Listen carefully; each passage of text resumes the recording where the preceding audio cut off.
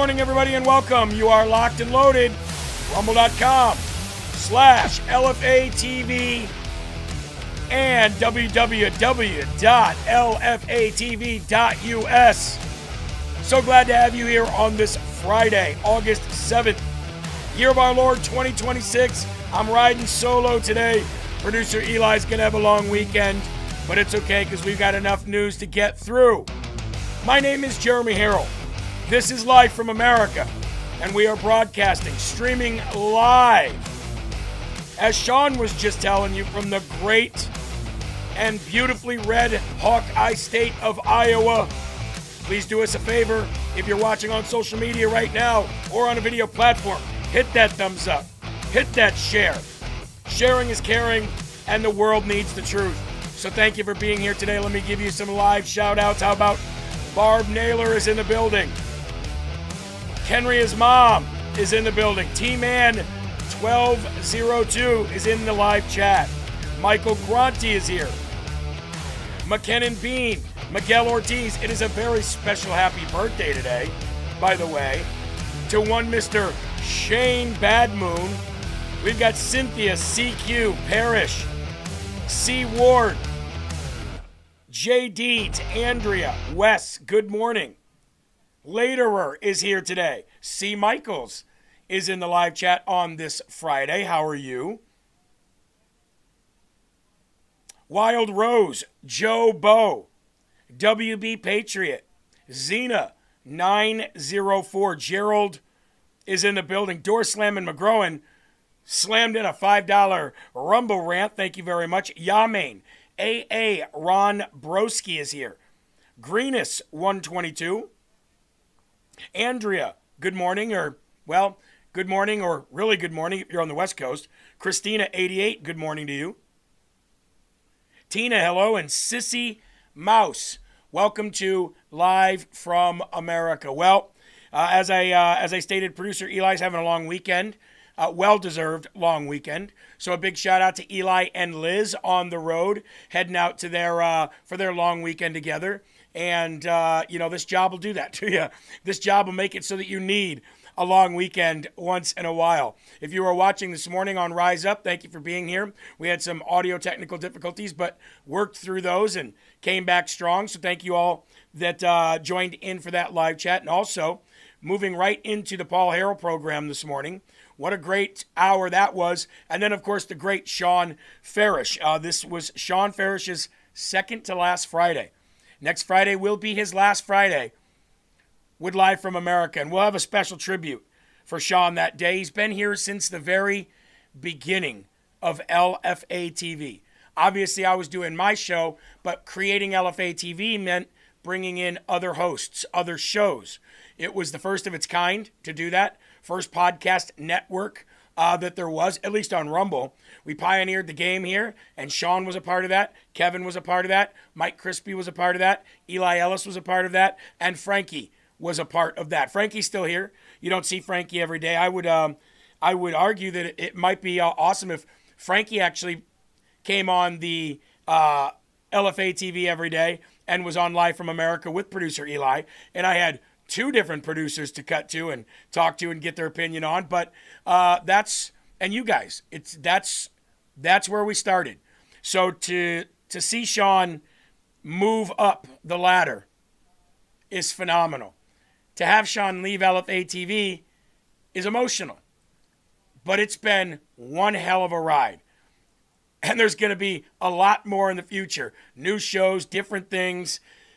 Possibly me in Congress continuing LFA TV. That ought to be something, huh? If that's God's plan. I want to thank and I want to highlight right now Holly Ann 70 said, finally got a little train derailment money, so I'm passing it along. Holly Ann 70, excuse me. Well, I don't know what train derailment money is. Sounds like it was a lawsuit. Hopefully everything's okay. Hopefully everybody's intact. And big shout out to you.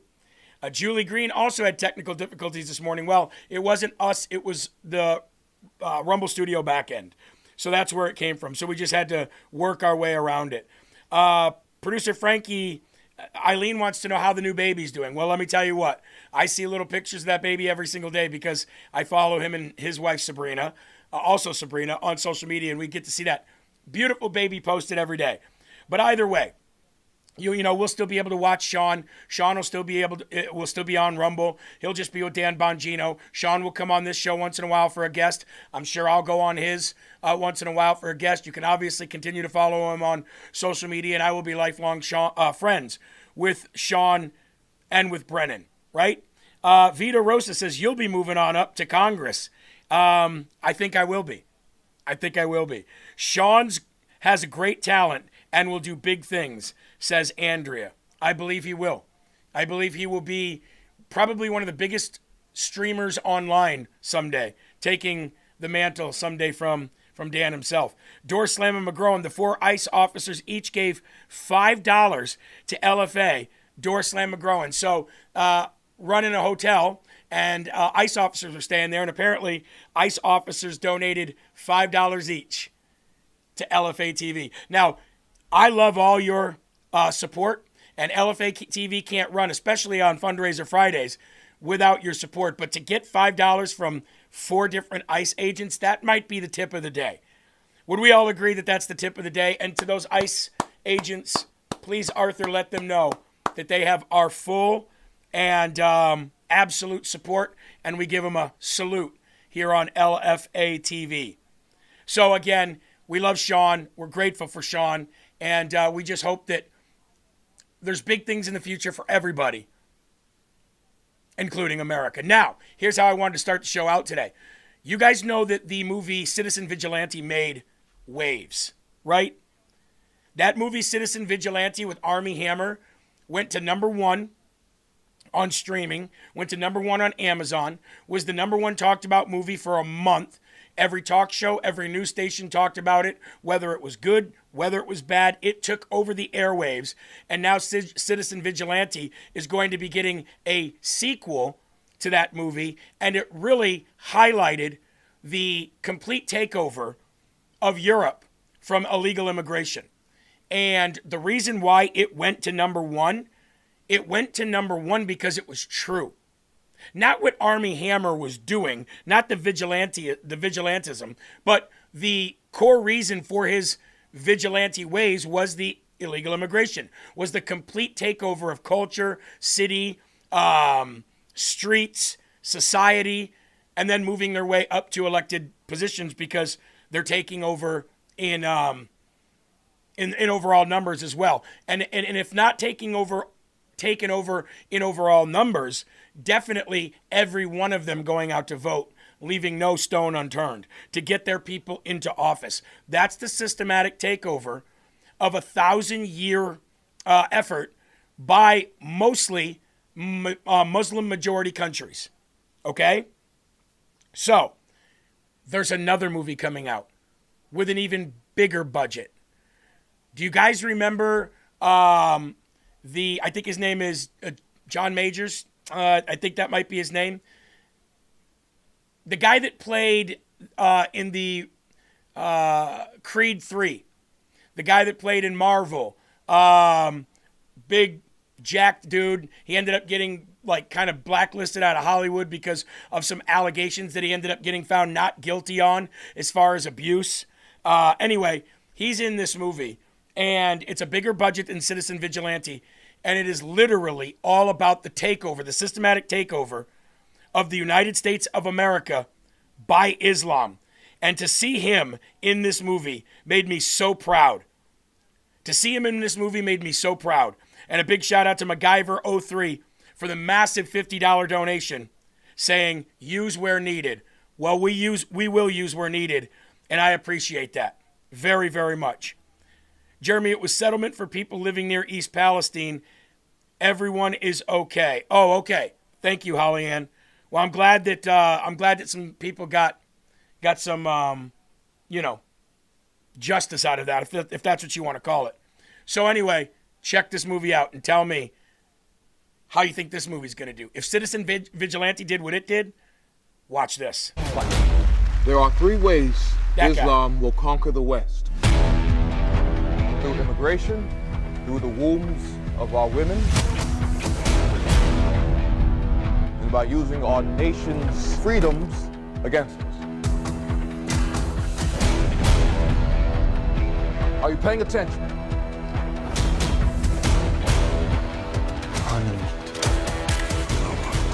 Listen carefully. The great Satan, America, will fall.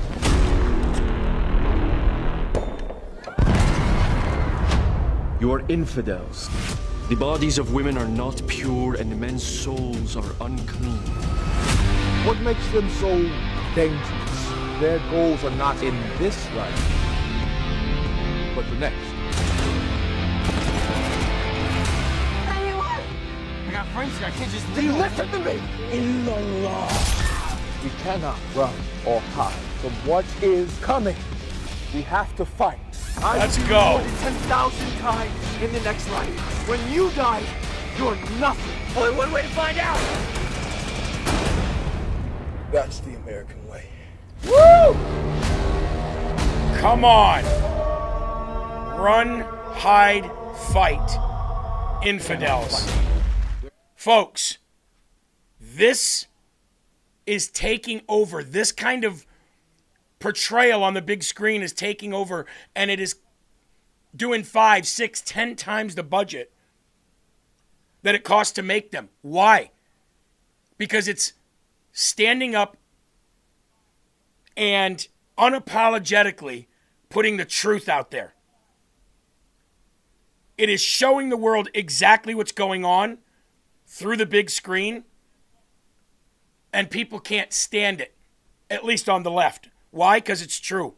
Why do you think these movies are doing so well? You think this stuff is sensationalized? You think that people just want to see something that's not happening?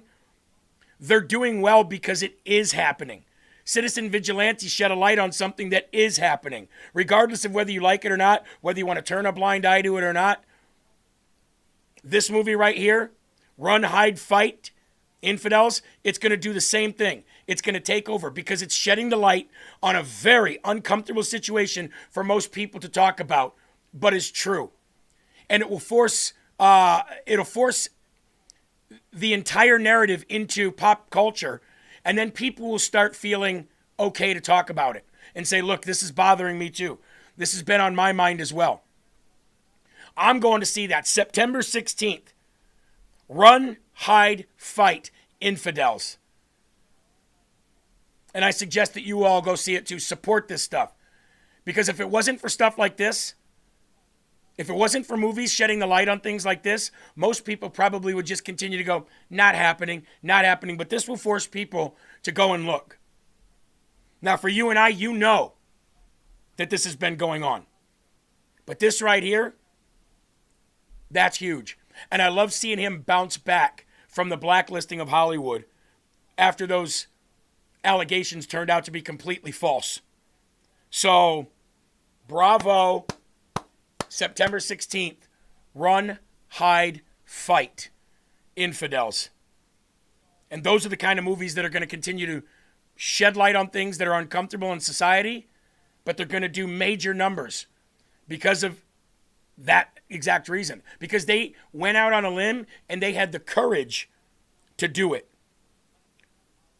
And this is what we need. We need that kind of courage and standing up in the pop culture so that people see it. The youth sees it, and they realize that there is a counter argument out there to the narrative that they're force-fed every single day.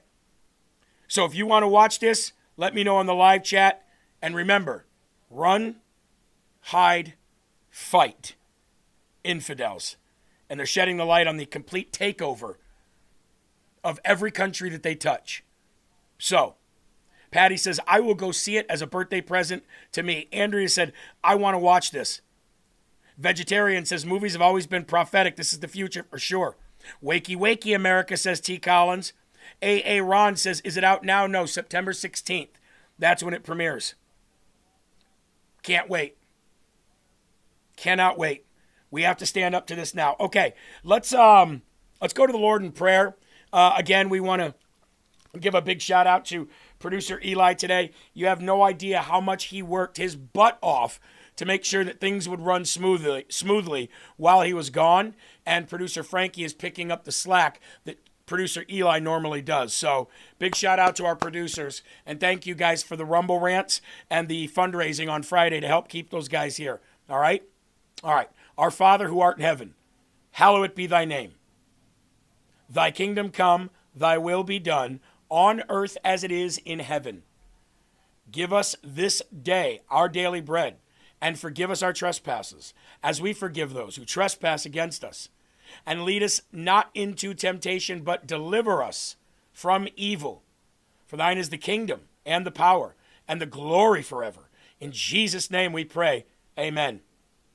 You know, you couple that together with that video that we saw yesterday of that fourth grade Muslim teacher speaking in front of the school board, and that guy with that perfect answer saying, you might have the wind at your back, but here in the United States of America, that hits a brick wall as we serve one God, and Islam will never take this country over, and Sharia law will never be implemented. You take that kind of speech, that kind of rhetoric, and couple that with these movies that are doing phenomenal numbers, and it lets you know, ladies and gentlemen, where we really stand in America. And that is against this. And this is going to give people the courage to come out and say something about it. All right? I want to start out the day with thanking Fatty 15 for the morning sponsor. Fatty 15 on this Friday, helping out with their part in Fundraiser Friday. Fatty 15 contains an ingredient called C15. If you've never taken it, and you hear me talking about it every single day, do yourself a favor. Next time you're doing some mindless scrolling, research what C15 actually does for you and ask yourself this: can I afford not to take it? That's what you need to ask yourself. Can I afford not to take it? Look up the ingredients. Look at what C15 does. Watch some videos about it. They've got some links right there as well. But it has 36 plus different cellular benefits that heals your cells, prolongs your life by reversing the aging process of that cell. And of course, it does a number of other things like metabolic health, cognitive health. You know, as you get older and you start forgetting things, it helps with that. Immune response, liver health, and red blood and red blood cell health. So, fatty15.com, promo code LFA. That's fatty15.com. Promo code LFA. Okay? And a big shout out to them. All right. Let's get into the first and foremost section of today, and that is this. Rhinos are tanking the enthusiasm of the Republican Party. Rhinos are also destroying of the what could be's in this administration. Imagine this. Imagine you wake up in a world tomorrow, and that world tomorrow that you wake up in shows that the entire Republican Party is unified in everything they want to do. And you wake up tomorrow and they say, you know what? John Thune says, here's what we're going to do. I want to say thank you to Bowling Fan, by the way. Fundraiser Friday, Bowling Fan just donated $100. And before that, Vita Rosa said, please shout out Mrs. Rabbit 0717. It's her birthday, 5-year fan. Well, happy birthday to you. Happy birthday to you. Happy birthday to you. Happy birthday, Mrs. Rabbit. Happy birthday to you. And many more. I know Eli usually does that. I'm sorry. But, you know, deserves a happy birthday. So big shout out to you and to Rosa as well. So if you wake up tomorrow and the Republican Party is as unified in Congress as the Democrat Party is, meaning that they will just vote lock and step with Democrat no matter what. There's a couple like the John Fettermans and you know, like that, who will vote opposite. Sometimes even AOC will vote opposite of her party, which is kind of odd. But if you really want to be fair, then just go look it up. But if you woke up tomorrow and the Republican Party was absolutely intact, they would get rid of the filibuster and everything that President Trump ran on would be implemented. Everything that President Trump ran on would be fulfilled. Every promise would be fulfilled. Imagine how fast the country would get back on track. Imagine how fast the country would move forward to that golden era that President Trump promised that he wants to deliver. What's stopping that from happening isn't the Democrats. President Trump usually takes them to court and beats them. He usually wins in either a federal appeals court, circuit court, or the Supreme Court. He usually comes out on top. It's not the Democrats that are stopping us from getting there. It's our own party. It's the Tom Tillises. It's the John Thunes. We have a cancer in this party that for some reason does not want to advance the will of the American people. I understand them not wanting to advance the will of Donald Trump. I get that. 100%. Republicans are notorious for not, completely standing up for their president. They've done that for the Republican Party has always been that way for whatever reason.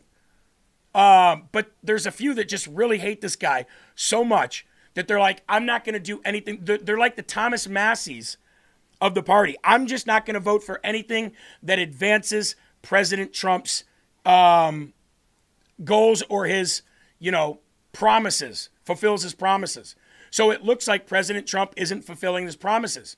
But the way our government works, you need the party in order to achieve or succeed. Isn't that a terrible thing? You need the party in order to succeed or achieve great things.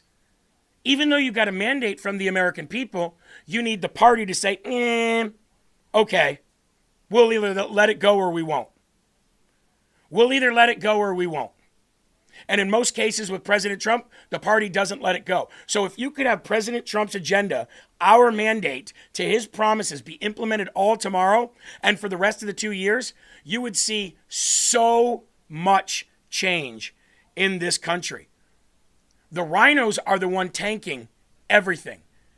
Let's go to the Federalist. That is the title of this exact article. Now, this was written by Samuel Kimsey. This was written yesterday, and it's about a 4 to 6 minute read if you want to really sit down and read it. But I would go through this if I were you. I'd go to thefederalist.com, and once you get there, go through, find this article and go through it. Let's read it together, just a little bit. The tension between President Trump's MAGA administration and the obstructionist element within the Senate GOP ranks continues with the nomination of Todd Blanche as Attorney General, serving for the newest flashpoint on conflict.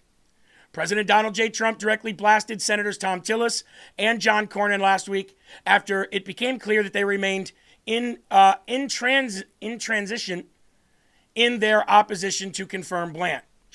Tillis and Cornyn ultimately announced their support for Blanche's confirmation and advanced him out of the committee hearing. They held it hostage, in other words. They said, do this or we're not doing that. It was like quid pro quo, right? You do this for me, we'll do that for you. I'd like to thank Freedom Foxtrot, by the way, for the $50 donation. If any donations are coming through and I'm missing them, I apologize. I do want to give the appropriate shout out to those people, and I know you're not doing it for that reason. I know you're doing it because you stand with LFA, but thank you so very much. And this is what we this is what we hope for on Fridays, that we can kind of get a little bit of a resurgence as we get closer to the midterms and a bigger audience comes back to share in that. So thank you very much. They held President Trump's nomination hostage. As long as that weaponization fund stayed intact, or there was any plans to tap into that fund in order to relieve J6ers or parents that were put on school boards or whatever. Now, Sean 16049 says, Jeremy, they're bought and paid for by China at the very least. At the very least. You'll hear that it's APAC, but it's not. It's not. It's Muslim countries and China. Now, it might be funneled through different avenues in order to make its way to these congressmen in order to shield themselves from any culpability. But the fact of the matter is, if you want to know who's really influencing our congressmen and women, it's not the Jews, it's China and Muslim countries. Ask yourself, do the Jews benefit from the fall of America? I wouldn't think so. I would think that if President Trump has even said so. He said without us, they'd be dead. Those are not my words. Those are President Trump's words. Without the United States, there would be no Israel, he said. Israel's entire existence depends on us having a strong military and a strong country. So if the Jews really wanted to take this country down, it would be the death of them. Unless they did what some are telling you is that they're doing a systematic takeover. Instead of taking it down, they'll operate it and run it from within. Okay? Well, then why don't we nuke all the people around them? That would be my question. If the Jews and Bibi Netanyahu run America right now, then why don't they just instruct President Trump, Pete Hegseth, and the Pentagon to just drop nuclear warheads on every major Muslim country around them so that they can all die, so that they can advance their country the way they want to and increase its border size? I've always wondered that. Why don't we just do that? You know what I mean? If that's the case. No, because the people that are influencing these congressmen and women and these senators is China and Muslim countries. And when you look at it through that lens, you go, oh, yeah, that's why they would do that. Oh, yeah, that's why they would either vote for or against that. It's 100% benefits the Muslim countries or China almost every time. So if we could wake up tomorrow and we could have a perfect world where our party got behind the mandate from us, we the people, who gave it to President Trump to fulfill those promises, I can guarantee you that those promises would be fulfilled. Guaranteed. Those promises would be met. There'd be nobody out there going, I voted for this and didn't get it. You're pointing your finger at the wrong person. And if you really, really, really believe that you voted for this and didn't get, how could you not give that man that you voted for A for effort? I would believe that you would want him to honestly be a king. That's what I believe. I believe that those people that are complaining that they haven't gotten what they've wanted yet, I believe they want Trump to be a king. Now, we joke about that here and there, but we don't really want a king in this nation. I believe they really do. I want to thank MJ Randall. He said, here's the donation for the most important news show in America. Man, that's might be the kindest thing anybody's ever said. I'm sure there are far more qualified people that do journalism than myself, but I appreciate that, and thank you very much. Parrish says, the Israelis are chomping at the bit to push the nuke button. Absolutely they are. So why don't we do it if that's the case? That's my point.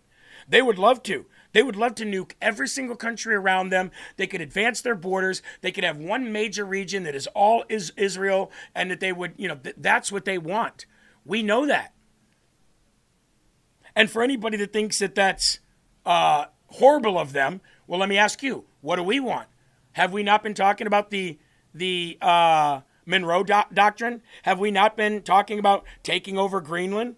Have we not been talking about taking over Canada? Have we not been talking about taking over Venezuela and taking over Cuba and making them all U.S. territory? Of course we have. Every country in the world wants to advance. Who wouldn't? We don't want to do it through nuclear. We want to do it through basically absorption, so that it would be better for everybody to become part of the United States of America. More resources, more jobs, more people, more diversity. That's what we want. Problem is, Israel probably wants to do it the other way. They probably would like to nuke all those countries around them. But let me ask you, if you were smack dab in the middle of all those Muslim countries that wanted you dead, wouldn't you want to nuke them too? Everybody just wants to nuke everybody. You know who doesn't want to nuke everybody? The United States of America, or we would. We're the only country in the world that's ever dropped one. Trust me, if we wanted to, we would, and we could. But we don't. That's the difference between Israel and America. That's the difference between the Muslims and America. That's the difference between China and America. So you can hate on America all you want, socialists and Democrats, but ask yourself those questions. And I absolutely think that this party, this Republican Party, the old guard of it, this close from being purged out. And when I say purged out, I'm not talking about killed or snuffed out. I'm talking about continuing the same thing that we've been doing for the last 4 years. And that is summed up in this phrase: we are coming for you. We're coming for you. And you want to know something? We've never gotten credit from the left for purging out these Republicans that they've hated for years. So, in order to seal this "we're coming for you," let me, by the way, for internet purposes, this is all hypothetical, but let's go rhino hunting.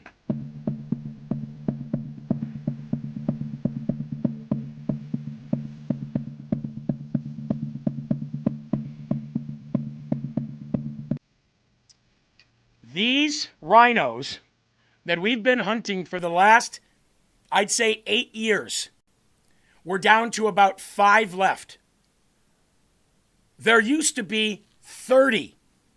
They're gone. Hi, Liz Cheney. How you doing? Hi, Mitt Romney. How you doing, bud? Hi, Adam Kinzinger. How's life treating you? They're gone. We have about 5 left that we really got to get rid of. All this time, we've been doing exactly that. We should get some credit from the left for that. We've got rid of some of your favorites, right? Or some of your most infamous. And trust me, if it was up to us level-headed people, Andy Bashir would have already gotten his legal right to replace Mitch McConnell. How's that for integrity on the left? How's that for integrity?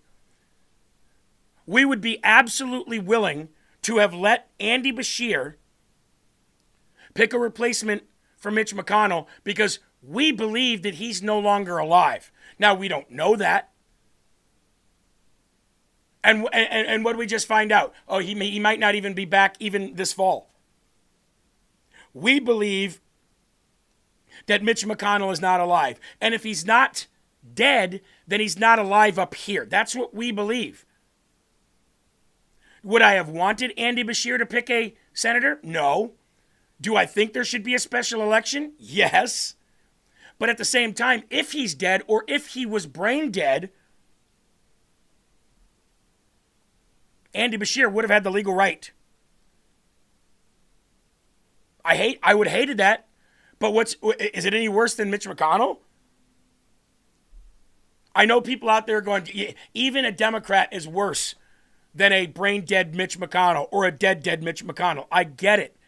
But if we're talking about integrity and following the law, and we're talking about rule of the law, Mitch McConnell, he's another one. He's almost on his way out. John Cornyn, Tom Tillis, they're on their way out. There's a few more. Cotton, he should be on his way out. John Thune, he should be on his way out. And that's just touching the Senate. I haven't even touched the House of Representatives yet. Because there's a few over there too. And I got to be honest with you. I wouldn't even call the Speaker of the House a rhino right now. Riddle me this. Let me ask you a question. Do you think that Mike Johnson has done a bad job over the last year? Answer truthfully. Don't answer based on whether you like Mike Johnson or not. Just answer truthfully. Do you think that Mike Johnson has done a bad job over the last year? And answer truthfully. I want to take a live poll here to the thousands of people that are watching. Let's see.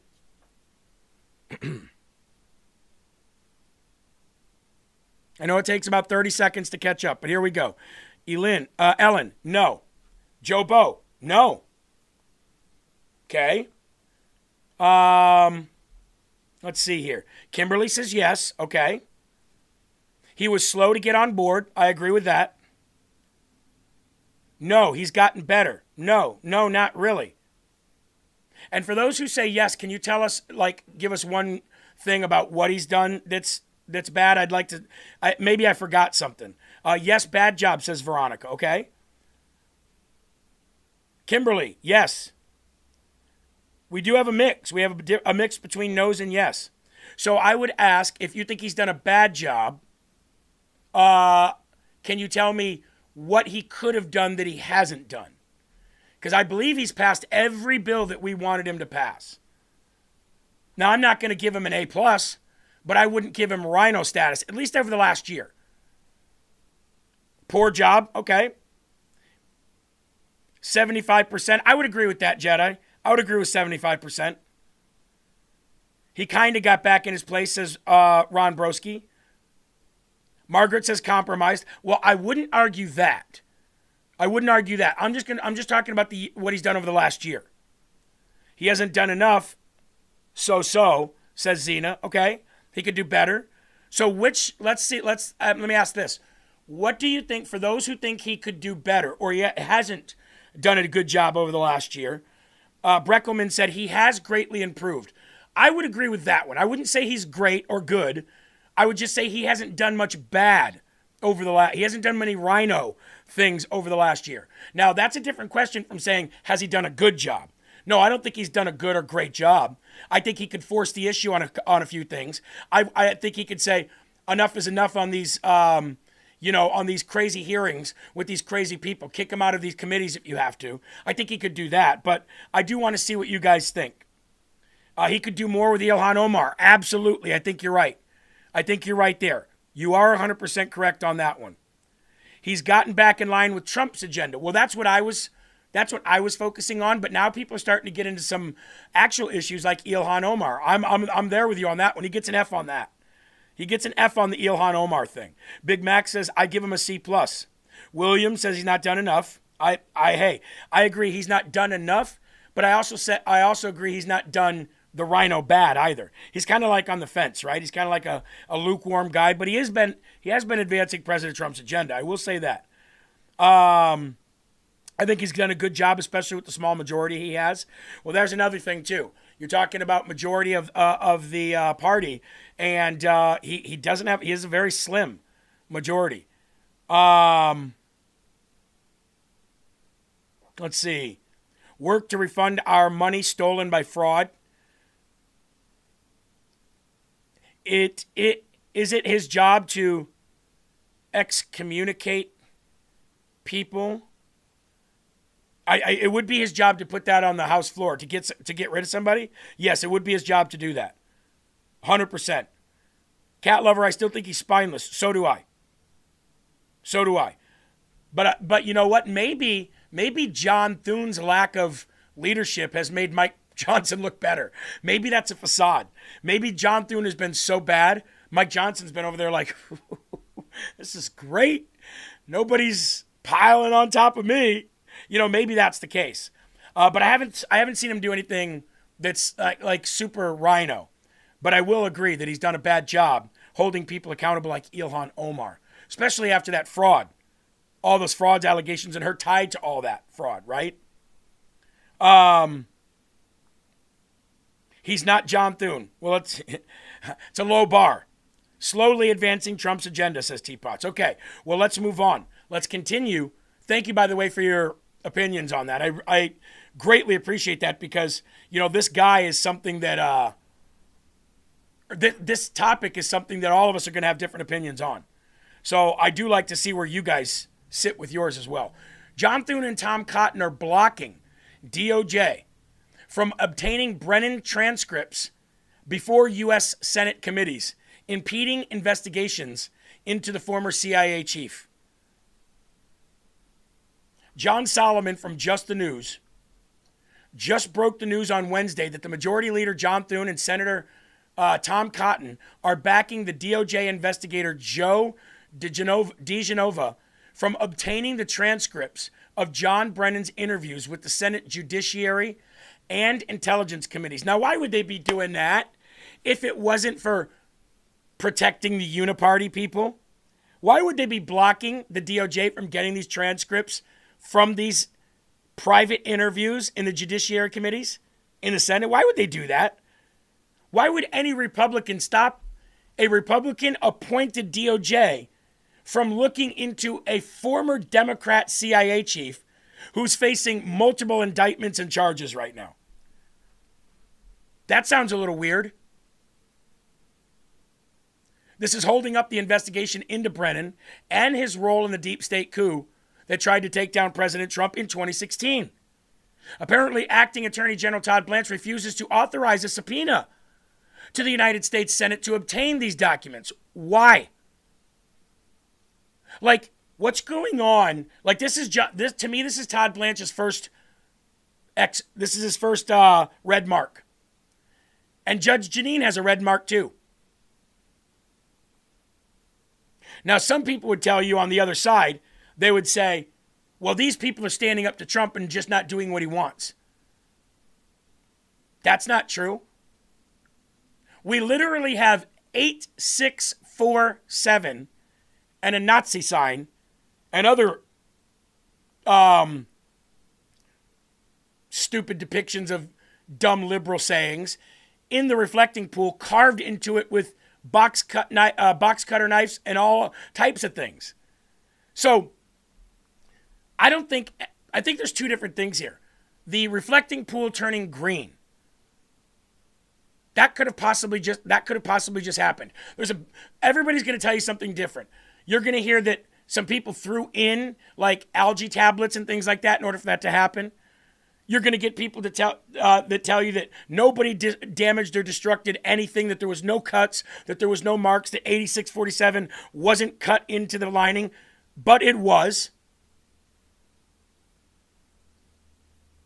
And whether you believe that or whether you don't believe that, we do know that there was actual damage done to it, the outside of the algae.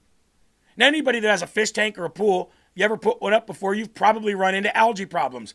That happens. If that did happen, just say, hey, it's full of algae. We're going to get rid of it. No problem. Why would you double down on something that's not true to cover up algae? Like, it happens. Anybody that's put anything together with any little body of water, you can have algae buildup. So if it was just inadequate people doing it, whatever, they didn't do the algae stuff right and it got green, why would you say, I'm going to blame it on these people and they did it when it wasn't true? We have video footage of them. We have CCTV video footage of them carving stuff into it. Now, that might not be the algae problem, but it's still worth prosecuting, and Judge Jeanine dropped the ball on that one. Why? That's the question. What is wrong with some of these people? To me, this is Todd Blanche's first X mark. John Solomon said, I'm going to go back to being a reporter for a second. I do not know this information from anything I've gained in government, but I can tell you with 100% certainty that the Republicans are obstructing the investigation into weaponization. Well, now let's take that back to John Cornyn and Tom Tillis. Who were the two senators? Actually, there was three, Lisa Murkowski, and I believe might even been four, Susan Collins. But Lisa Murkowski's already said, she's no on it. So let's go back now to Tom Tillis and John Cornyn. What were they requiring in order for them to vote yes to confirm Todd Blanche? They were requiring an end to weaponization. And now we've got Senate leaders, Tom Cotton, John Thune, two separate senators. We've got them obstructing the DOJ into weaponization, and we've got Todd Blanche refusing to subpoena. Why? You don't have to be, a whiz politician to say this is not right. This is wrong. Democrats and Republicans, voters, not biased on each side, not most of the people that are on, online trying to troll. I'm talking about actual voters out there. Most people want to see transparency and accountability. Most people will say, that's not right. Why are you blocking that? And at the very same time, why are you blocking a subpoena into weaponization? It sounds to me It sounds to me like there are some very powerful people in Washington, D.C. that do not want any kind of investigation or stop to weaponization. And why is that? Because the reason that these people have power is because they're using their positions to weaponize. That keeps them in power. Why would they want to get rid of it? Why would they want to get rid of it? This is why people like you, people like me, even people like regular Democrats need to flood the zone with their names on ballots and win elections. With the sole purpose of not only going there to do your job and represent and vote and do all that, or even if it's statewide, with the sole purpose of serving to get rid of the bad and then get out. If I win this Congress seat, I'm going to pledge right from the beginning. I'm only doing it for X amount of years. I'm going to put these bills forward. I'm going to introduce X amount of bills a year. This is what I'm going to do. I'm not taking money from these people, including AIPAC. Taking no money from those people. And you're going to get exactly what I plan to do. And then when it's done, you're going to say, did you do all those things that you said you were going to do? Yes. Anybody that promises you that they're going to go to Washington, D.C. and change it, they don't know what they're talking about. Okay? Has Donald Trump been able to change Washington, D.C.? And he's probably one of the most powerful people on earth. God can. God can use a regular, everyday person too. But if you think that if somebody says, I'm going to go to Washington, D.C., and I'm going to get it done, I'm going to make sure that they pass this, and they pass this, and they pass this. Well, how are you going to make sure that you do that when half the party doesn't believe that what you're putting forward?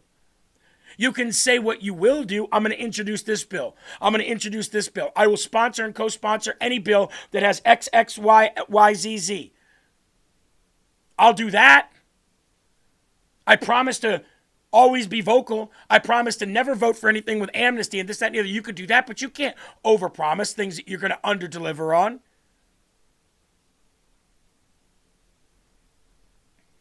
I want to give a big shout out to my friend Melanie Collier. I just saw her say, just tuning in. Melanie's one of those people that you want to know in life. Not to get ahead, not to get something or get anywhere. Melanie's one of those people that you just want in your life to know. She's a beautiful human being. The corruption within this party and the corruption in Washington, D.C. is at an all-time high, not in an all-time low. Now, I will say the amount of corruption is at an all-time low in D.C. because President Trump has fired 30% of the federal government. I would say the amount of it, the overall quantity of it has reduced, but those that are still corrupt and still not affected, their power has been increased. It's almost like if you look at it from a mob or gang or street drug lord point of view. It's like you take out one boss, somebody else is just going to take that place. Or if you take out 3 bosses, then you've taken out 3 competitions for this one guy who's now taken their area. That's how Congress is.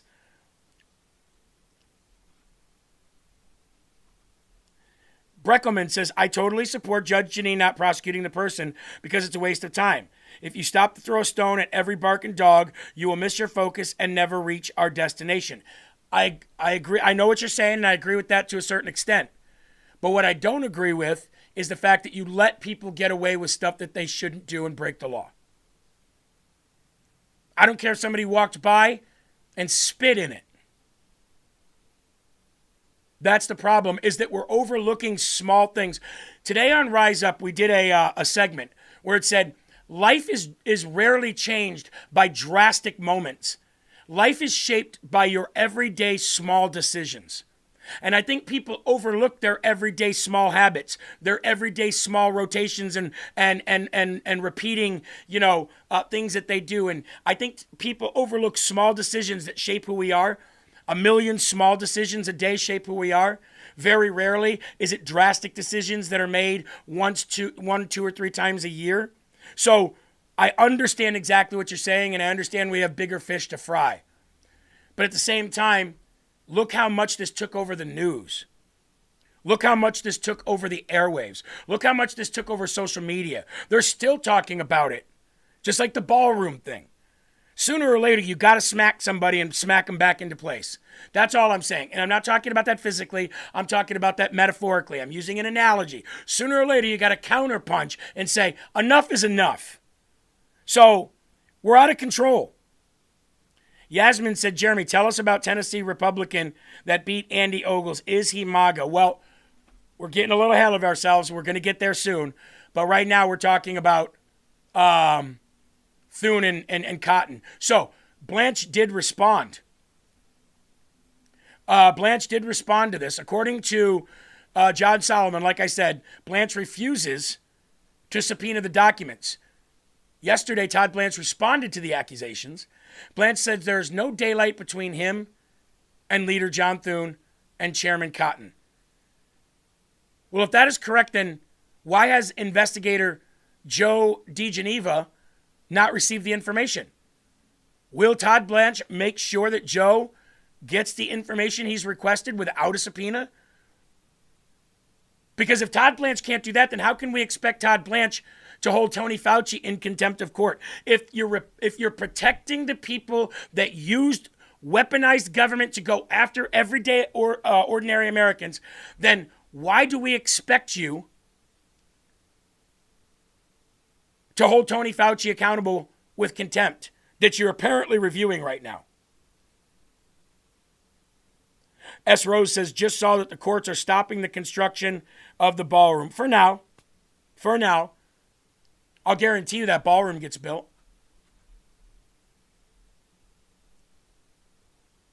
Here it is, folks, 54 minutes into the show. Anybody who says that I'm a right-wing Trump bootlicker, I just spent the last 54 minutes of this show railing on my own party, talking about the corruption in my own party, of which there's more that we're going to talk about. And why am I doing this? Am I doing this to hurt the Republican Party? No, I'm doing this to help the Republican Party. The last thing that we need is more corruption and more power. We need term limits. Ask yourself this. Has any Republican or Democrat introduced term limits as a bill and had it sponsored or co-sponsored by anyone prominent enough to make it move out of a committee? I don't think it's ever happened. Why? Didn't Marjorie Taylor Greene want that? Didn't Thomas Massie want that? I know people have introduced bills for term limits, but I've not seen it advanced out of any committee. Why? And where are the people holding those people accountable? Where are the congressmen and women that have used their ability to introduce bills? Where are they when they've introduced them and then they get killed in committee? How come they're not on their phone right in front of their speaker saying, I'm an elected member of Congress. Here's the person who killed it. Here's the person who killed it. Here's the person who killed it. I love my party and I love what we stand for, but you people do not.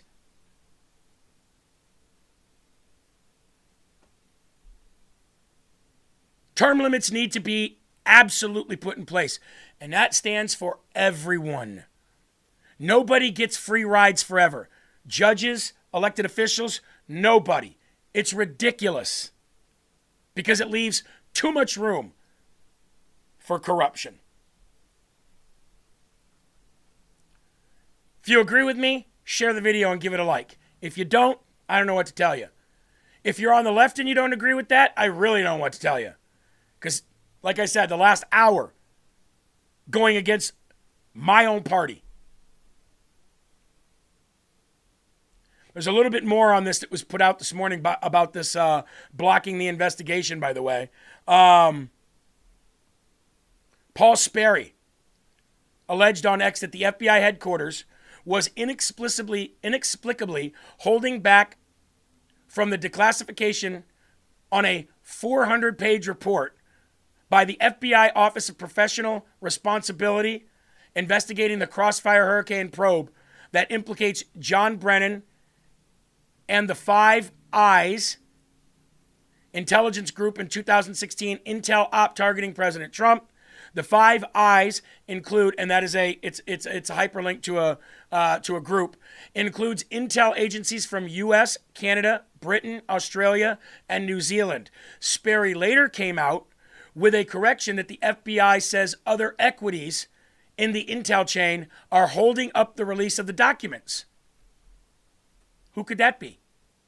Sperry added, quote, "But bottom line, where is the massively important Russiagate document, and why hasn't it been daylighted still today after 5 years?" How many government agencies that are foreign were involved in this?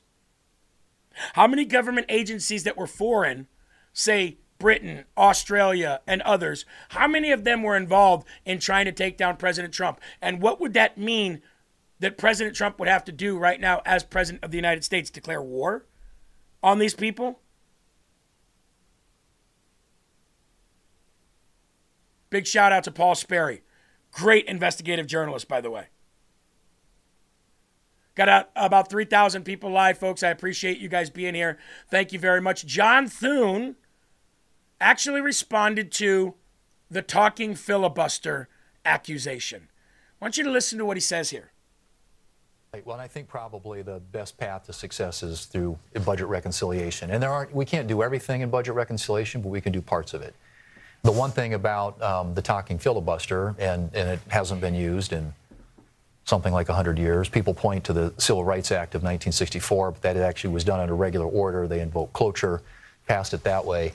But you turn control of the floor over to the Democrats. It's not only unlimited debate, it's unlimited amendments. And the Democrats will have a long list of amendments. And so every time they get an amendment, get it considered, gets disposed of, the clock resets. Every Democrat can give 2 hours of speeches, so that's 47, or times 2, 94 hours of speeches. And then every time you have a vote on an amendment, you go back, start all over again. So the Democrats, this is something that they're salivating over the opportunity to have, is a talking filibuster. So that isn't the best path in my view. And frankly, I don't think we probably have the votes in the Senate among Republicans even to get on a talking filibuster. But I do think we have a possibility through budget reconciliation to get some of this done. If you could go either way, are you, as leader, are you trying to work with the rest of the Senate to get it done? We are, and I think, we've had it up now. It was a pending business in the Senate for over 2 weeks, late February, early March. We had 5 votes on it. We voted on photo ID. We voted on photo ID and citizenship to register. We voted on the entire SAVE Act 2 different times. And we also voted on no boys and girls sports. So we've had 5 votes, portions of or all of the Save America Act.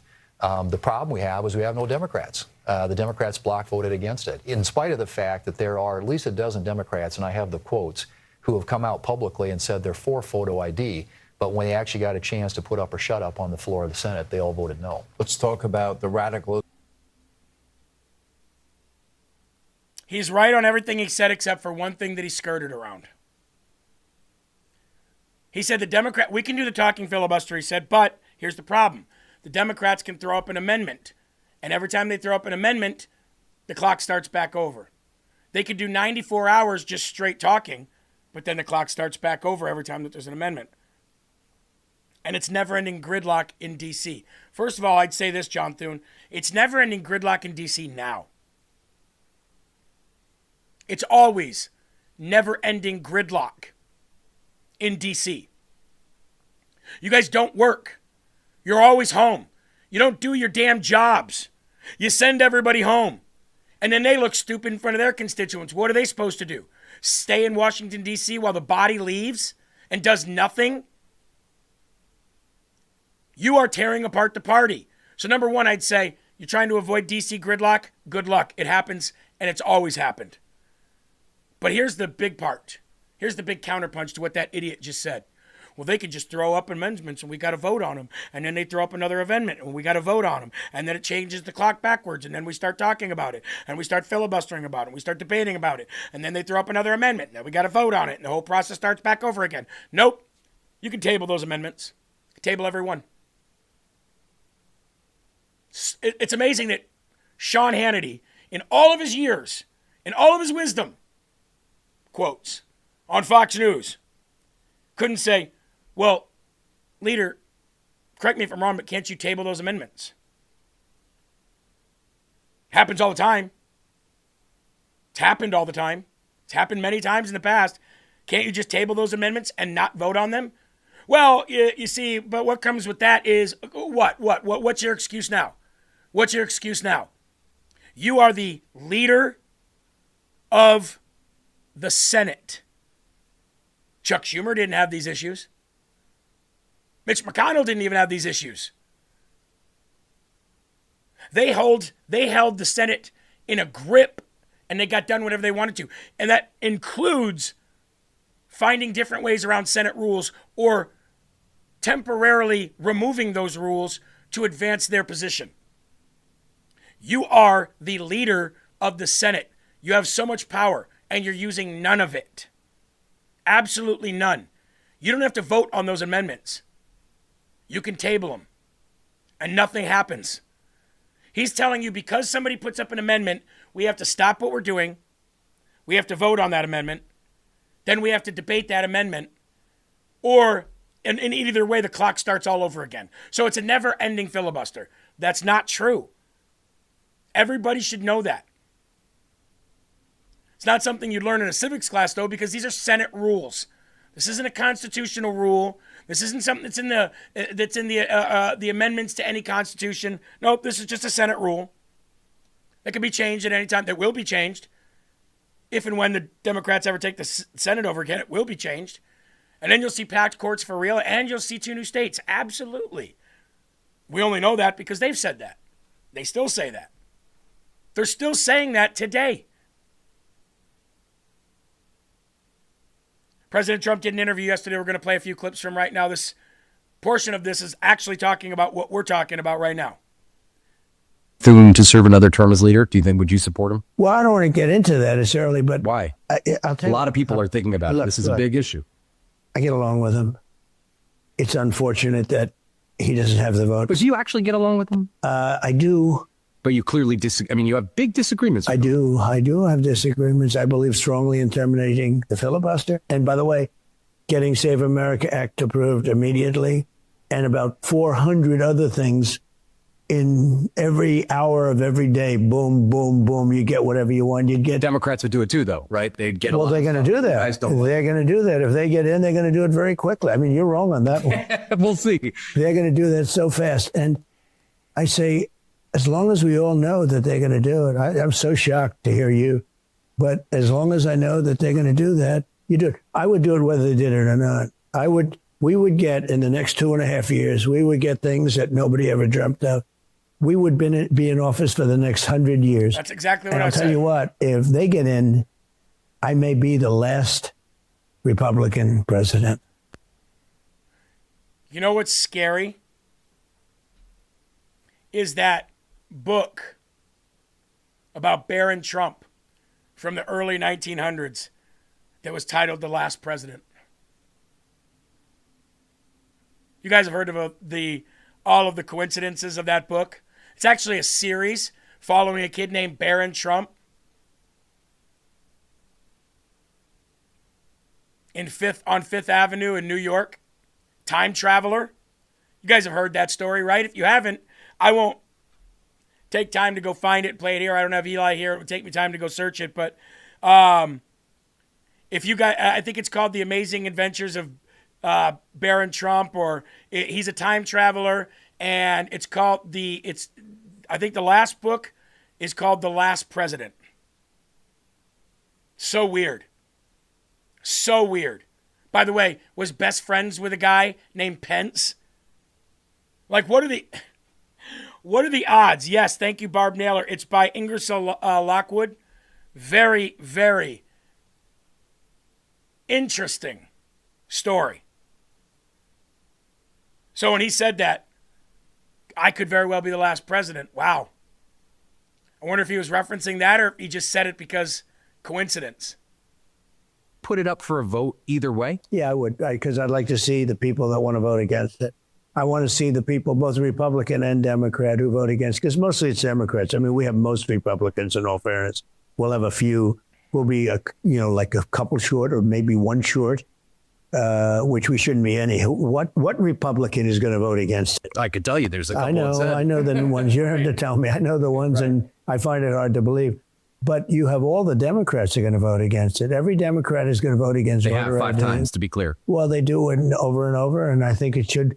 I think it should pay a price during the election for the election. Should he put it up for a vote either way? He should. Here's what John Thune should do. The very first thing that he should do is resign. No, seriously. The very first thing that he should do is he should put it on the Senate floor for a full vote, knowing it's going to fail. It'll probably be. You'll probably have all 50 senators vote for it so they don't look bad because they know that they won't get the 60. That's the first thing that'll happen. Okay?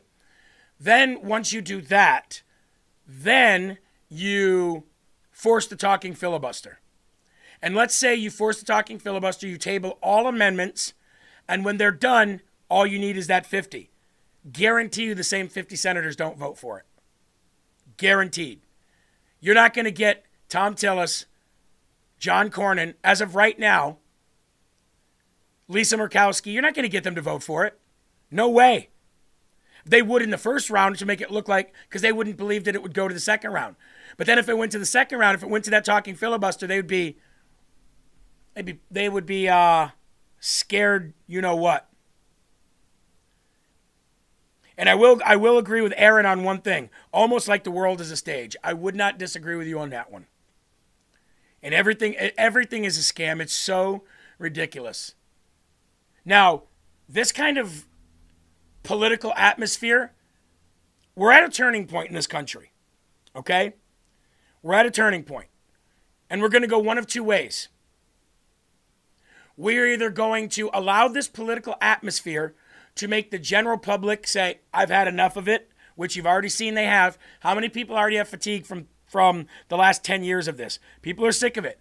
They want to go back and live their lives. Unfortunately, what they're not taking into consideration is now we have such a politically charged nation. We have such a divide, even over that last 10 years, that if you just go back to living your everyday life, that's what they want you to do. That's what those people that are consuming all that power after President Trump fired 30% of the bureaucrats in D.C. and these people moved in and took their power and took that territory and all that. That's what they want you to do. They absolutely want you out of their playing field. Like it was for the last 60 years when your mom and dad or your grandparents, depending on how old you are, told you, don't talk about politics or religion. Well, not talking about politics and religion put us right where we are right now.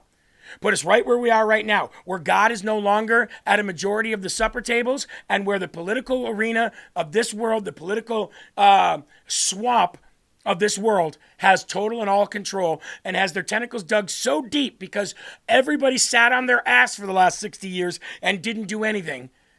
How are they ever going to get in? How are they going to get them out? They're entrenched. So we're at a political pivot point right now, where people are either going to continue to run away or people are going to get more involved. If you flood the zone right now and get involved, it'll be their worst nightmare. I don't even care if it's for dog catcher. Do something if you can, if you're able. And don't think of it as, look what I got to do here in Iowa. Okay, look what I got to do here. I got to go up against an incumbent who's a medical doctor. Not that that's the qualifications for communications and negotiations, but been in the community forever, an incumbent of 6 years, will be an incumbent of 8 years at that time. She raised $4 million in the last 2 cycles to win. Her opponent raised $4 million in the last 2 cycles to go up against her. So right there, going up against an entrenched incumbent who raised $4 million and who's lived in this society most of her adult life. Look at that uphill battle. As of right now, I have $0 because I haven't started the campaign officially yet. And I still have to go out and I still got to get thousands of signatures in order to even be on the ballot. That's an uphill battle. That's why nobody wants to get involved. That's why. Nobody wants to get involved because it will crush them. They don't have the time for it. They don't have the money for it. Well, guess what? None of us do. But if we flood the zone, some of us will get in. Not all of us, but some of us will get in. It's math. It's percentage-wise. It's not like Joe Biden getting every ballot in the middle of the night and you wake up and all of a sudden, our international president is the president of the United States somehow. It's about running. It's about getting involved, volunteering, knocking on doors, making sure that you're in the game. They don't want you in the game. They want you out of the game. That's where they live fat and happy. Okay? If anybody knows about either of those, it's me. Here's John Kennedy shouting from the Senate floor because the Senate is about to take this recess and not pass the Save America Act. Sounds like to me he might not have been on that list of people saying we stay or else. But his actions are speaking it for sure. The Budget Control Act. But we can't do it unless we can vote. And it would be nice if we could all agree. Yeah, it would. It would be nice if we can all have meetings and talk about it and give and take. I'm all for that. But right now it's not realistic because people have differences of opinion. You know what you do when you have a difference of opinion? You vote. That's why God made votes. That's why God made the United States Senate. We can continue to sit around. It's also true on the Russian sanctions bill, but especially is true with respect to election integrity. And I'm not criticizing anybody. I know the way the Senate works, and you do too, Madam Chair. You know, senators will stall and restall and cuss and spit, and we need one more meeting. I can't tell you how many meetings I've been in the last 6 months that should have been an email, that could have been an email, to talk about the Russian sanctions bill and to talk about election integrity and to try to get a consensus. It's not going to happen. Not in my natural lifetime, not in yours, Madam Chair, though you'll live longer than me, and not in yours, our friends in the gallery. We got to vote. And we need to vote right now. And the American people expect it. And if there is a motion made on this floor to have us remain here until we get our work done, I'm going to vote yes. I'm going to vote yes. I can tell you right now. And what is the work we need to get done? In no particular order, we need to pass the Russian sanctions bill. We need to pass the budget resolution, which will include election integrity. Yes. We need to confirm Todd Blanche. Yes. We need to pass the continuing resolution to keep government open until December the 11th. Don't care. But we need to vote on the cryptocurrency bill. Yes. Which we've spent years on. Parameters of the Budget Control Act. I love what he's saying there. He's absolutely right. And look, here's the thing. I'm not saying everybody needs to run for office. Not everybody has that time. I don't have that time. How am I going to keep LFA TV going and effectively run for office when I'm supposed to be traveling around the district, being at meetings, town halls, and things like that? You know how I have to do that? I have to have zero family life for the next 2 years. And then beyond that. Seriously. As soon as I get done here in the day, I'm going to have to delegate the rest of the work, the admin work that I would have to do, to somebody else.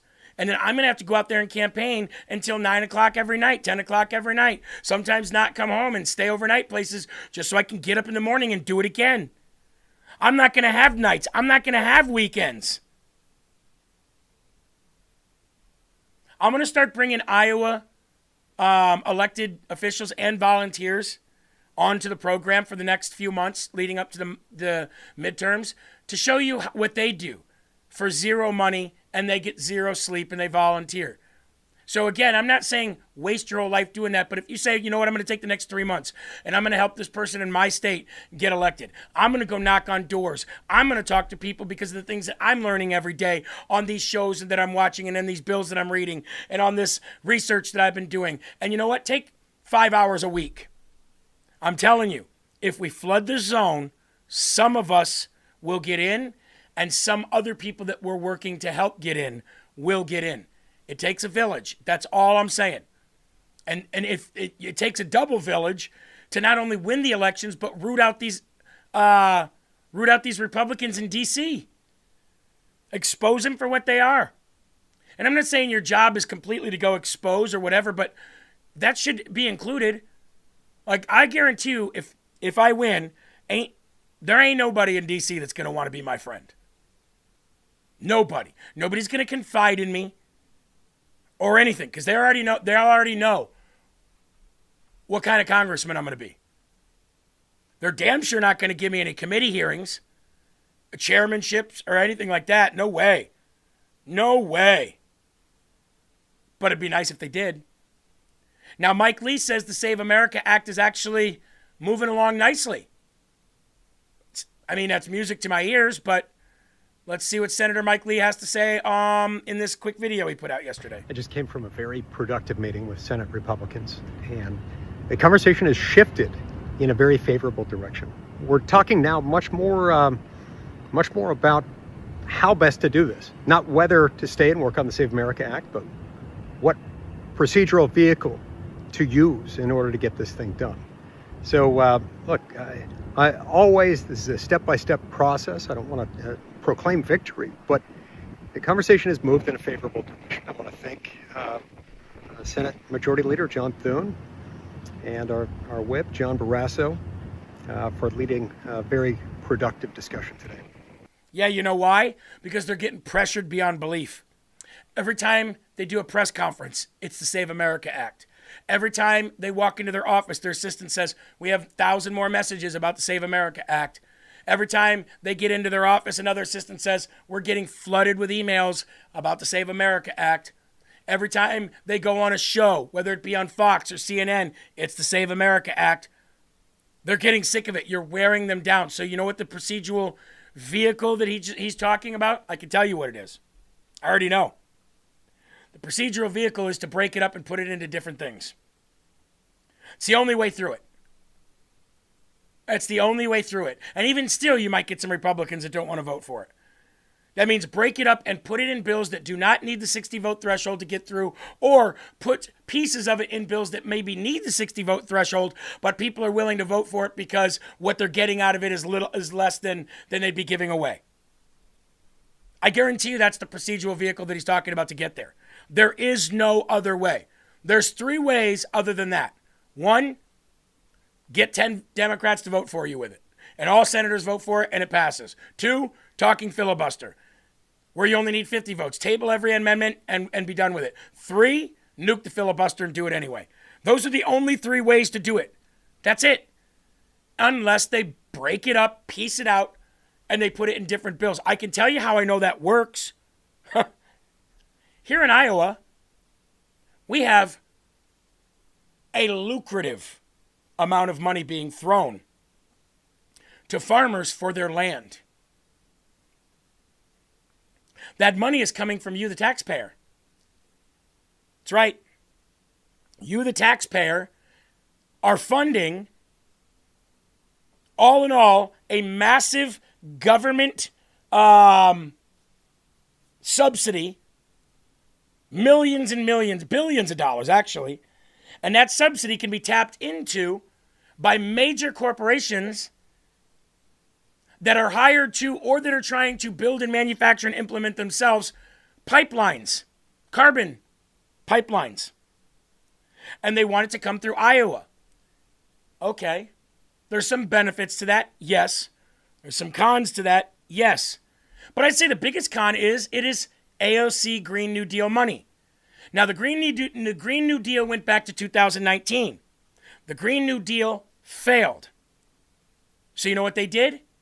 They took pieces of the Green New Deal and they plopped it into other legislation that was either must pass or didn't need the threshold to pass.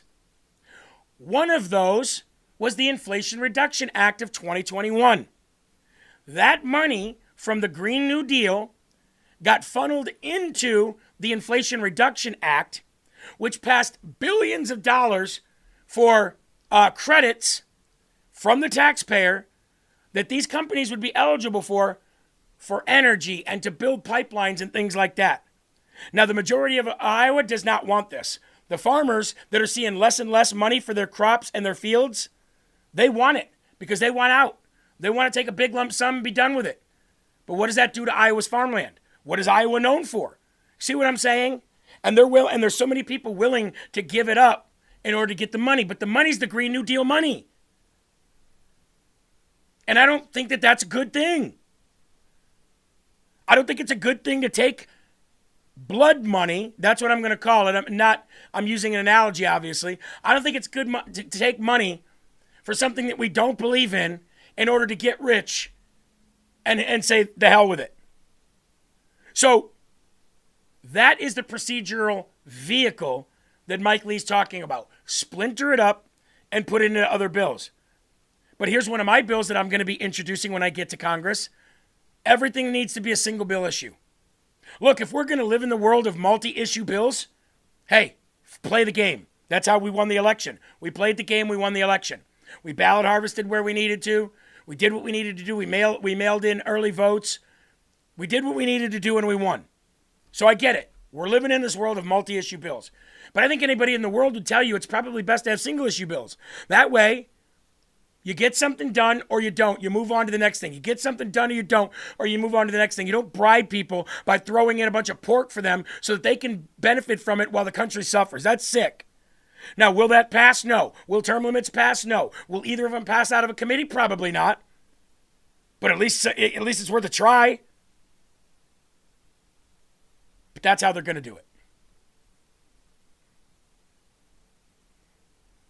President Trump was talking about Spencer Pratt when he was talking about the Save America Act and making sure we secure our elections. He was actually talking about Spencer Pratt, which I actually liked because I think that there's a future for Spencer in politics. Money. But And we'll a lot see. of people. Not my allies. I control it. Okay. You and your allies. $800 million. Are you going to spend You know, it? it's funny. Nobody ever, of course, I'm going to do. You're going to spend it in the midterms. I could spend it on pretty much anything I want. I'm going to spend it I'm going to help Republicans. This midterm. And so when you say I don't care, No, I didn't say that. I said some people say that. yeah, look, I mean, I could do a lot easier. I didn't have to be away in Nevada yesterday. I didn't have to be in Los Angeles yesterday making speeches. I didn't have to be supporting all the people. I have I have a busy schedule. I said to somebody, wait a minute, you don't understand. I won. I'm not campaigning. Now, that's the other thing.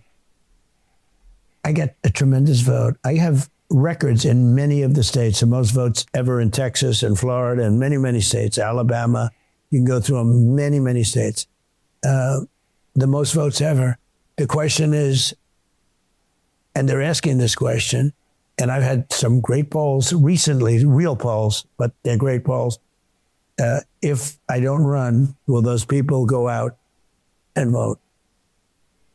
If I don't run, will those people go out and vote? Did you hear what I heard?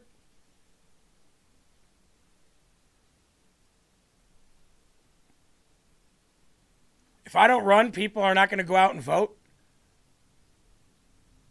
Does he have a point? And did you hear what I heard?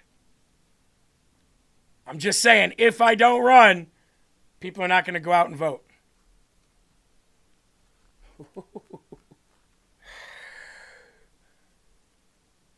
Interesting words. Here's another portion of that video. MAGA Inc., the super PAC that your allies control, has a lot of money and a lot of people. Not my allies. I control it. Okay. You and your allies. $800 million. Are you going to spend You know, it? it's funny. Nobody ever, of course, I'm going to do. You're going to So spend let's it stop in the midterms. that right there. $800 million. His super PAC. That's part of that last video I just showed you. $800 million that he has to help win the midterms. That a super PAC that he has, that he can control where that money is spent. That's not the RNC. That's not the GOP. That's one super PAC. $800 million. Too bad I wasn't running this year. Maybe he'll keep some of that money for, here's the thing. All right, I want you guys to hear this. Ready? If I win a primary, regardless of who it is I'm against, I only need about, this is a county, this is a district of 20 counties, okay? Hundreds and hundreds of thousands of people. these 20 counties, I looked back in recent primaries. During an election year, the primary numbers, or during a presidential election year, the primary numbers are way up, right? But during a non-presidential election year, the primary numbers are way low. So I would be running in a presidential election year. If I win that primary, I only need about 40,000 votes to secure that win. If I were to get 40,000, if I were to get 30,000 in a primary, I would win. However, when you're talking about how many people end up voting in the general, you're talking hundreds of thousands. So here's what I'm saying. If I can get, we're going to shoot for 40. I could do it with 30. That's how low people turn out for primaries. But if I did it, if I got 40,000 votes, I would win the primary. If I win that primary, President Trump, I'm not saying 100%, but chances are he would endorse me on his way out if he leaves. On his way out if he leaves. If he doesn't run again. But either way, I would get the most likely, after winning the primary, I'd get the Trump endorsement for that general election. That endorsement, you guys have seen the endorsement, the win ratio this year in this primary, through the roof, over 95%. Who has that kind of endorsement power? As a matter of fact, if you look on Polymarket right now, with Rubio had a very high chance of being the next guy that President Trump passes the torch to, but then President Trump made a statement in the last few days where he said that the likely succession from him would go to J.D. Vance in an election, and all of a sudden, Marco Rubio's chances of becoming the next president dropped almost to nothing. The power of his endorsement is huge, whether you like to admit it or not. So if I were to get that, I would most likely win. So all we need to do is get through these primaries. And I'll tell you what, if he's got an $800 million war chest, maybe he'll have some left by then. Here's the rest of that video. You can go through many, many states. The most votes ever. The question is, and they're asking this question, and I've had some great polls recently, real polls, but they're great polls. If I don't run, will those people go out and vote? And that's the one thing I can't say. I'm going to ask them to, but I'm just watching guys like you, and you're very talented people. The question is, will they vote? Because a lot of them are very angry at Republicans, to be honest with you. They're Why is angry that? I don't know. I mean, they're angry at Republicans, but they're not angry at me. Thing. Why? They're not angry at me, but they are angry at Republicans. Everyone's always angry. And there are Because some, of what we there are talked some, about. Areas that are basically Democrat, but they're Trump, like Pennsylvania. I win Pennsylvania easily. I win other places easily. Look, I won Michigan easily. I did well with Michigan. I did well with almost everything, to be honest. I did well with everything. Can you believe how little some people know? But why are they not angry with you, but they're angry at Republicans? Like, you don't know the answer to that question? Like, we just spent the first hour of this show talking about it. In most cases, it isn't President Trump that isn't getting these promises fulfilled. It's the Republican Party. We're fighting our own when we should be fighting socialism and the left. I titled today's show, Sanity versus Socialism, 2026. That's where we're at. Now, Mitch McConnell.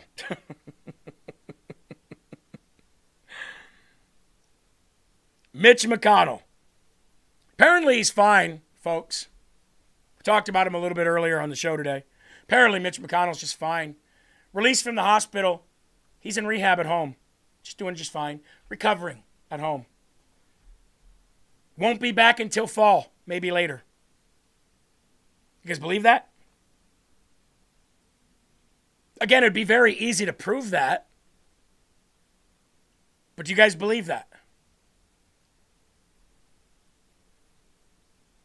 Mitch McConnell says he was discharged, or his people said that he was discharged from the hospital and will recover at home. I'll read the whole statement here for you. I have a feeling that they're going to come out and say he's dead and before he comes back. Earlier today, this is Mitch. Earlier today, I was discharged from the rehabilitation center to continue my recovery at home. Elaine Chow and I are grateful for the many well wishes and the support from friends, support from colleagues and fellow Kentuckians, and for the attentive care that I have received from excellent doctors, nurses, and therapists and hospital staff. Quote, on the advice of doctors, I will maintain an intensive regimen of physical therapy from home during the state work period. And I will continue to engage with my staff and colleagues on important Senate business. Really? Let's get back to the point that I will engage in what? You can't engage in a video. You can't engage in an interview.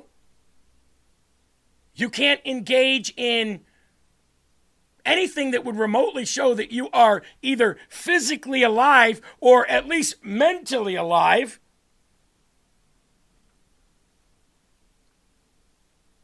Did you think that this was, if he's dead, did you think that this charade is to block Andy Beshear from being able to appoint somebody? No, because they're already past that time. Albeit just a couple days, still, they're already past that time. I believe this is all about the Republicans fighting to hold on to power. And I'm talking about from MAGA. Now, you can dive into that 1,000 different ways, but these people are sinister. They hate Trump more than anything on earth. They hate Trump more than Democrats do, because he came in and destroyed their entire house of cards. In 2016, when he mopped the floor with 15 other Republicans and walked away with the nomination, they hated it. They hated it. But guess what? The establishment doesn't elect you. The people do. And that's the same thing I'm running with here in Iowa. Now, I'm going to show you a video, and I don't think you're going to believe this. I didn't. I don't think you're going to believe it either. I'm about to show you a video of Tom Tillis. Apparently, he's the one that's been living at Mitch McConnell's house. And all those people coming and saying, oh, that there's crazy stuff going on. There's some activity going on at Mitch McConnell's house. There's people coming back and forth with Senate placards and tell me if you... Look, I don't care who you are. This is so corny. This is so fake. This is so staged. This is so stupid. And it just happens to be the day after Mitch McConnell says, oh, I'm checking out and going home. Not to this home, but in Kentucky. Watch this. You, Tom. Sorry to startle you. I'm from TMZ. You're just visiting Mitch. No, I live here. Oh, you live here? Yeah. He just got discharged. That's what's been so funny about everybody talking about all the intrigue here. It's a Senate member who happens to live in a carriage house. You live out the back of Mitch McConnell's house? There's actually a separate edifice if you see over here. It's a carriage house that he's rented out for years. Oh, okay. I only moved here. I sold a condo back in March, and I'm here until I retire at the end of the December. Oh, wow. So the media who have thought that this was Mitch's house is actually your house? That's why I've had so much fun, everybody talking about the whole process. Oh, my God. Good for you. How's he doing? Have you talked to him? I understand he's doing okay, got out of rehab. Well, hopefully he gets back. But awesome. Yeah, so now you broke the story. Okay, thanks, mate. See ya. Bye. Excuse me.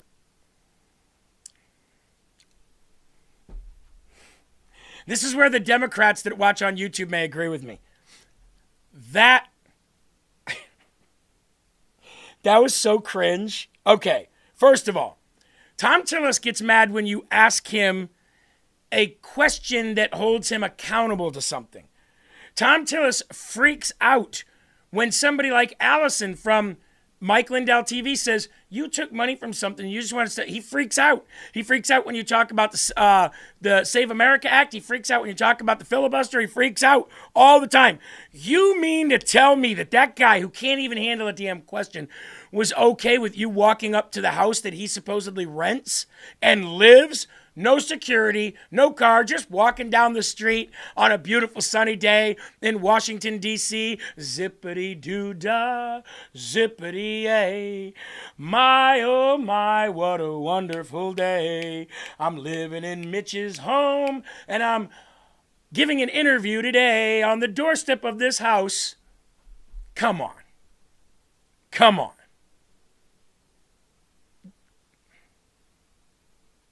Hey, TMZ. You just happen to be outside Mitch McConnell's house, which isn't hard to believe, but I'm the one who lives here, not Mitch McConnell.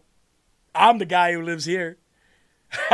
Hey, you broke the story, my guy. Hey, I'm going to just sit here and fiddle with these locks and open up these locks while you're literally in front of the house that I am admitting to living at. No security problems or nothing like that. No security concerns, you know, even though there's all this hate talk from the right and the left and, you know, they want us all dead and this, that, and the other. Yeah, this is just where I live. Right here is the address right there. Thanks, TMZ. Thanks for breaking the story that I live at Mitch McConnell's house.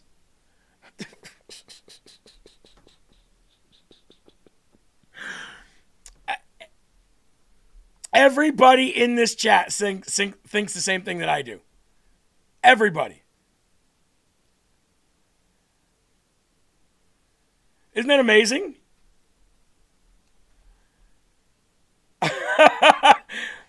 Such a friendly side of Tom Tillis that we never see, says Annette. I know.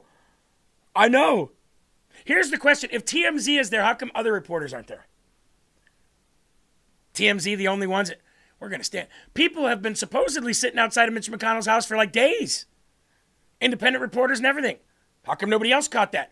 Where's all the reporters running up and going, Tom Tillis, you live here? Yeah, I live here. You didn't know? TMZ, you just caught up with me. I was just walking down the street as one of the highest profile senators in Congress. I'm just walking down the street, heading home on this beautiful day, and hey, you're outside my house, and I'm okay with it. You're doxing me in front of the whole world, but hey, who cares?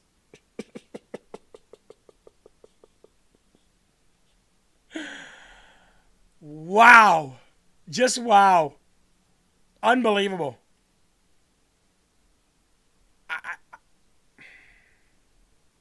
And they expect people to believe that. I think I have don't I have a Mike Crispy soundbite? There it is, right there.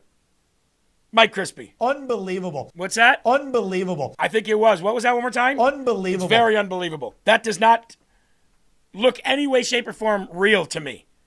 Hi, everyone. It's me, Tom Tillis. Renting out Mitch McConnell's home. No problems there. Everything's fine. He's been renting it out for years. TMZ, I'm so excited to see you here. Shocked to see you here. Surprised, actually. You broke the story. Great job.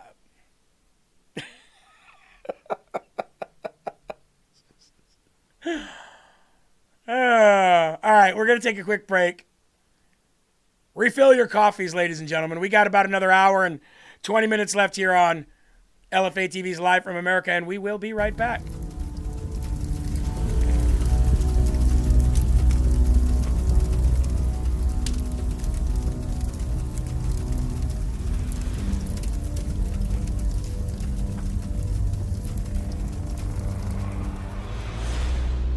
In the long history of the world, the struggle to survive has been a constant. The human spirit has been frequently tested. Every man has had his own struggle. Every man has made sacrifices. And every man has been pushed beyond their limits. Survival is crucial.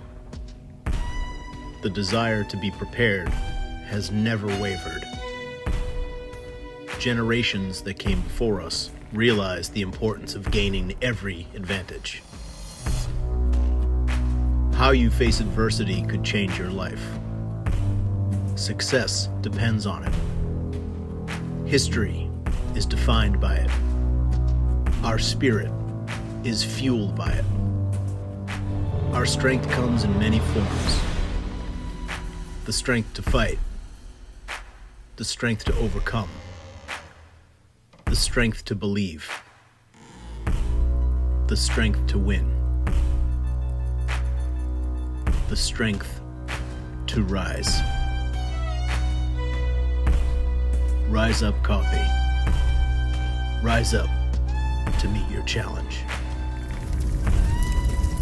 Someday we'll get Rise Up Coffee and K-Cups, but most of the small roasters don't really have K-Cup machines. Those machines are pretty expensive, actually. We looked into it, and of course, we don't do the roasting of the coffee. We don't do any of that. But the companies that we worked with, both the company in Georgia and the company that we now work with in Iowa, neither of them have that. So maybe someday, right? But,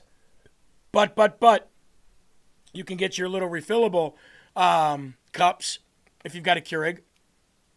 And you can just take a scoopful and put it in there and pop that refillable K-Cup in there. And that works too. So, light and medium roast American pecan and dark Sumatra gold. Also want to thank our second sponsor of this segment of the show, and that is OFP Farms.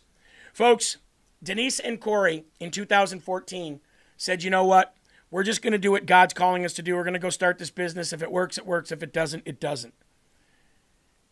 Then, somewhere around, I don't know, I think it was 2021 or so, 2022, they started reaching out towards like-minded people who vote how they do, live how they do, love this country the way they do, patriotic people. And they said, maybe if we actually partner up with some podcasts who, are like-minded with us, maybe this might be a good business move. Turns out, was a great business move for them because now everybody can share in with this amazingly farm-crafted goat milk and tallow soap skincare products from OFP Farms. Well, it doesn't matter if it's a deodorant or if it's soap or body lotion or lip balm or magnesium cream. They've got a complete and wonderful lineup for you over there at OFP Farms. Grass-fed, ladies and gentlemen, grass-fed goats. No chemicals, no big corporation additives to this. It's pure and natural goat milk and tallow skincare. 15% off your entire order of August, excuse me. We're in August now. 15% off your entire order in August. Promo code LFA at ofpfarms.com. Packaged with passion. And clearly they do. So, as we move on here, I want to talk about Representative Andy Ogles. Folks, how did Representative Andy Ogles lose? How? I would say one reason is that President Trump took way too long to endorse him. Andy Ogles is a Trump guy. Andy Ogles is a MAGA guy. So why did it take so long? What happened? How did, now again, a Republican, of which I don't know much about, but how did Charlie Hatcher beat Andy Ogles, who's beloved in Tennessee and who is the incumbent? What did he do to you guys in Tennessee to make you not vote for him again? Again, I'm not going to blame it all on President Trump's late endorsement. I'm not going to blame it on that because Andy Ogles has name recognition. He's been there. I don't know what happened. If anybody in here is in Tennessee, let me know what, your fellow residents are saying. Oh, open primary. That'll do it. That'll do it. Wow. Open primary. For those who don't know what an open primary is, it means anybody can go vote in it from right or left. There's a reason why states have closed primaries. It's so that no shenanigans can happen like that. Melly says, not my district, or I would have voted for him. Wild Rose, Andy is the best. Brian Cole says, North Tennessee here. So you guys have open primaries?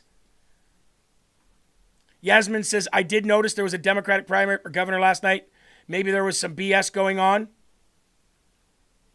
Why are independents precluded from voting in primaries? I don't think they are. I think if you're independent, you can vote in either one. But if you're registered one or the other, I don't think you can. Tennessee has open primaries. Well, that's... wow. Jeremy, I'm devastated Ogles is Islam-focused fighter lost. Well, that's the problem, is that he's been speaking out on Islam so much lately that no wonder if there's open primaries That will do it. I think that there's two things that need to go. I think that ranked choice voting is number one, needs to go. The ERIC system is another one, because ranked choice voting and ERIC system is just another way to fraud elections. Open primaries. Now, I understand why people do them, and I understand that it's a state's right to do it. But here's what happens when you have an open primary. When you have an open primary, if the left wants you gone, they'll get you gone. They'll make it so you don't even advance to the general against their guy or girl. That's the problem with that. That's the issue with open primaries, especially in a statewide election.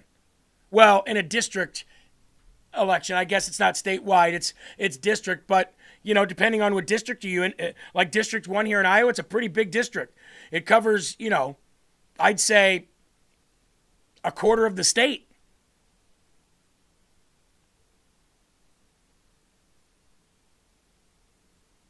Even with elections being rigged, you still have to get out and vote, period. You're absolutely right. Aaron Broski says, East Tennessee here, or I would have voted for him.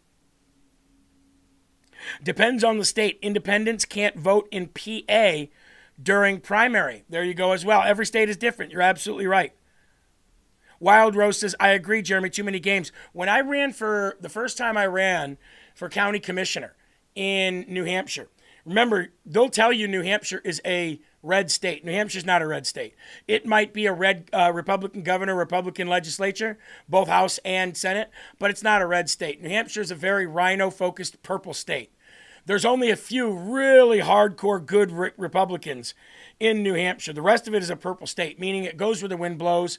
And if it means Republicans stay in power by bending over for the Democrats and giving them what they want, they'll do that. That's that uniparty stuff we're talking about. Well, when I ran for county commissioner, the first time that I ran, I ended up running for state rep the second time. But when I ran for county commissioner, the current county commissioner, who was an incumbent of 12 years, who basically had major friends on both sides. It was a small town, small area. You're talking about a town of only 13,000 people.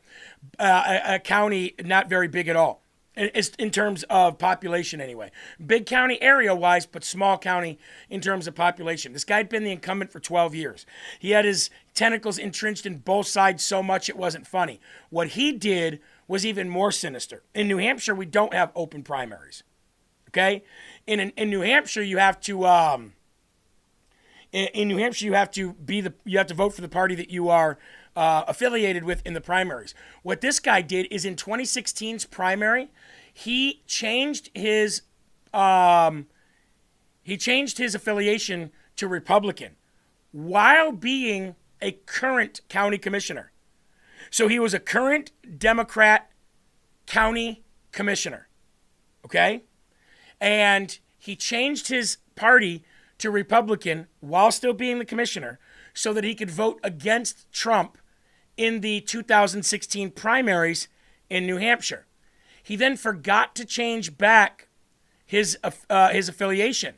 So when it came time for us to run again, I was like, oh, this is going to be simple. I'm running unopposed. And then it came out. It was a statewide, not a statewide, it was a county press release. And it came out that I was going to have a primary challenger because I was planning on going to face him in the general election because he was running again as the incumbent and there was nobody running against him. Turns out that there were people running on the Democrat side, or that there wasn't anybody running on the Democrat side because he was supposed to be the Democrat running.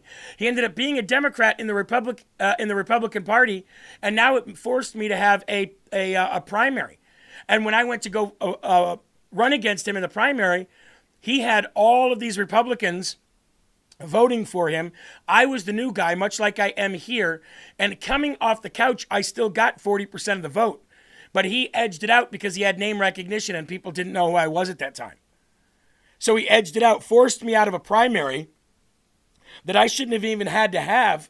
I should have had all that time to get name recognition in the Republican Party to go up against him in the general, and which caused him to cruise right in and not even have an election during the general because he was the only guy, because nobody on the Democrat side ran. So there were some write-ins for me. People ended up writing me in, but it didn't matter. And these are the tricks that these guys play. This is the trick that One of many that the left plays. Now, W. Wilson said there was also redistricting in Tennessee, which we are aware of. Did that redistricting affect him? Was the districts that were redrawn, did they affect, I believe, what was it, Tennessee District 5, I believe he was in? And I'm asking that so that the people in the chat can let me know. W. Wilson, did the redrawn maps affect District 5 in Tennessee? Because it's just a shame that he lost. They lost a good one there. I'll tell you that. Andy Eagles is a fighter. And you know what? Maybe I'll get him to come and speak for me during my campaign. I'd like to get him here. I'd like to get Madison Cawthorn here. I'd like to get Ben Berkwam here. I'd like to get Scott Pressler here. I'd like to get people that actually fight and for the right reason here during my campaign. It may be open, but you have to declare which party you want to vote for when you go vote. I got a Republican ballot, and the only Dems on it were the ones running unopposed on both sides. Andy and Hatcher, only one on ticket. Okay, thank you for that information. Wow. And again, it is a backroom boys club, man. You name recognition, and somebody that's been in there taking bribes or being corrupt for both sides, they'll win just based on that. Because people don't like change, they like the status quo. Diane says, I changed to independent to vote for Hillary against Obama in the primary, then switched back to Republican. See, I understand why you did that, but that's the same stuff that they do on the left. Let's just go out there and win. You know what I mean? To some extent, Jeremy, but not a lot. Mostly South Memphis affected, not West Tennessee. Well, there you go. And again, you have to wonder why it took President Trump so long to endorse him. Okay. JV says, yes, redistricting in Tennessee affected Ogles because it carved up Memphis and Shelby County into 3 separate districts. Well, I mean, at least we got a Republican that won. Again, I don't know much about this guy. I found out about this last night. So I'm gonna find out who this guy is and you know what he's about. But have you guys heard the stuff going on in Florida? Byron Donalds and Corey Mills? So James Fishback, he's a Nick Fuentes kind of candidate running for governor in Florida. I'm not a big fan of James Fishback. I'm not a big fan of his tactics. He's very much a Nick Fuentes style kind of guy. Nick Fuentes has endorsed James Fishback, and so has Ryan Matta, and so has Owen Schroyer, and so those are the kind of people that James Fishback, has for a following. I'm not saying that other people that are not as crazy as them don't follow him, because I know he's got a following. But yesterday, he came out with an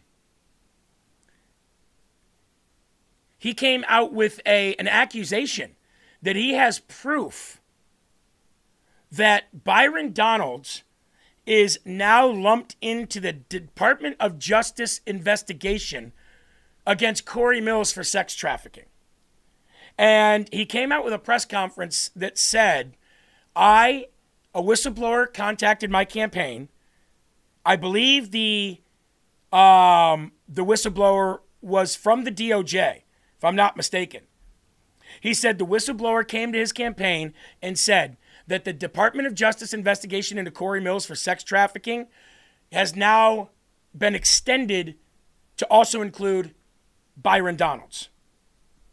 And of course, there's been this big thing, this big push lately that Byron Donalds was an ex-Democrat cocaine dealer who's went to prison and is a felon. Well, I'm not holding that against anybody. You know what I mean? I know that the status quo says if somebody got a felony in their life that they're forever marked as, not to be, associated with. But Martha Stewart has a freaking felony. They give felonies out like crazy. If Byron Donalds was a Democrat one day who ended up committing a felony and sold drugs and changed his life around, I don't care about that. What I do care about is he in this DOJ investigation for sex trafficking?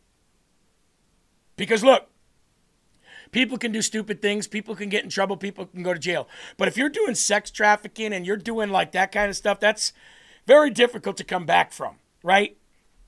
So, anyway, long story short, he puts this press conference out last night or yesterday and says that if Byron Donalds does not come out with what he knows he did, because he thinks that it's best for Byron Donalds to tell us to the voters rather than him, that he will go to Tallahassee, he will release this information next Thursday, and he'll let the state and the country decide. Apparently, James Fishback says that he's got irrefutable proof that he had his legal team vet it, and it is irrefutable proof that he was involved in this act with Corey Mills, in the sex trafficking act. And I think it's called sex trafficking, but I think it's basically buying a hooker. Okay? I don't believe anything James Fishback says, and I think James Fishback, if you do have that kind of information, you should have put it out. I hate when these people lull you along and say, like Candace Owens, next week we've got him. Next week we've got him. Next week we've got him. Okay? I don't believe a word he says. I also don't believe Corey Mills on a lot of the things that he says. So I'm just reporting the news. I'm not saying that I believe anything that comes out of James Fishback's mouth. I'm just saying I'm reporting the news. That's news. That's actually pretty big news that I think, if true, we should know about. If not true, then Byron Donalds needs to open up a civil lawsuit on James Fishback right now, immediately. Because that's more than a smear campaign, my friends. That is a defamation of character accusation that, if not fought back, is only going to make you look like you did it. Okay? So I'm not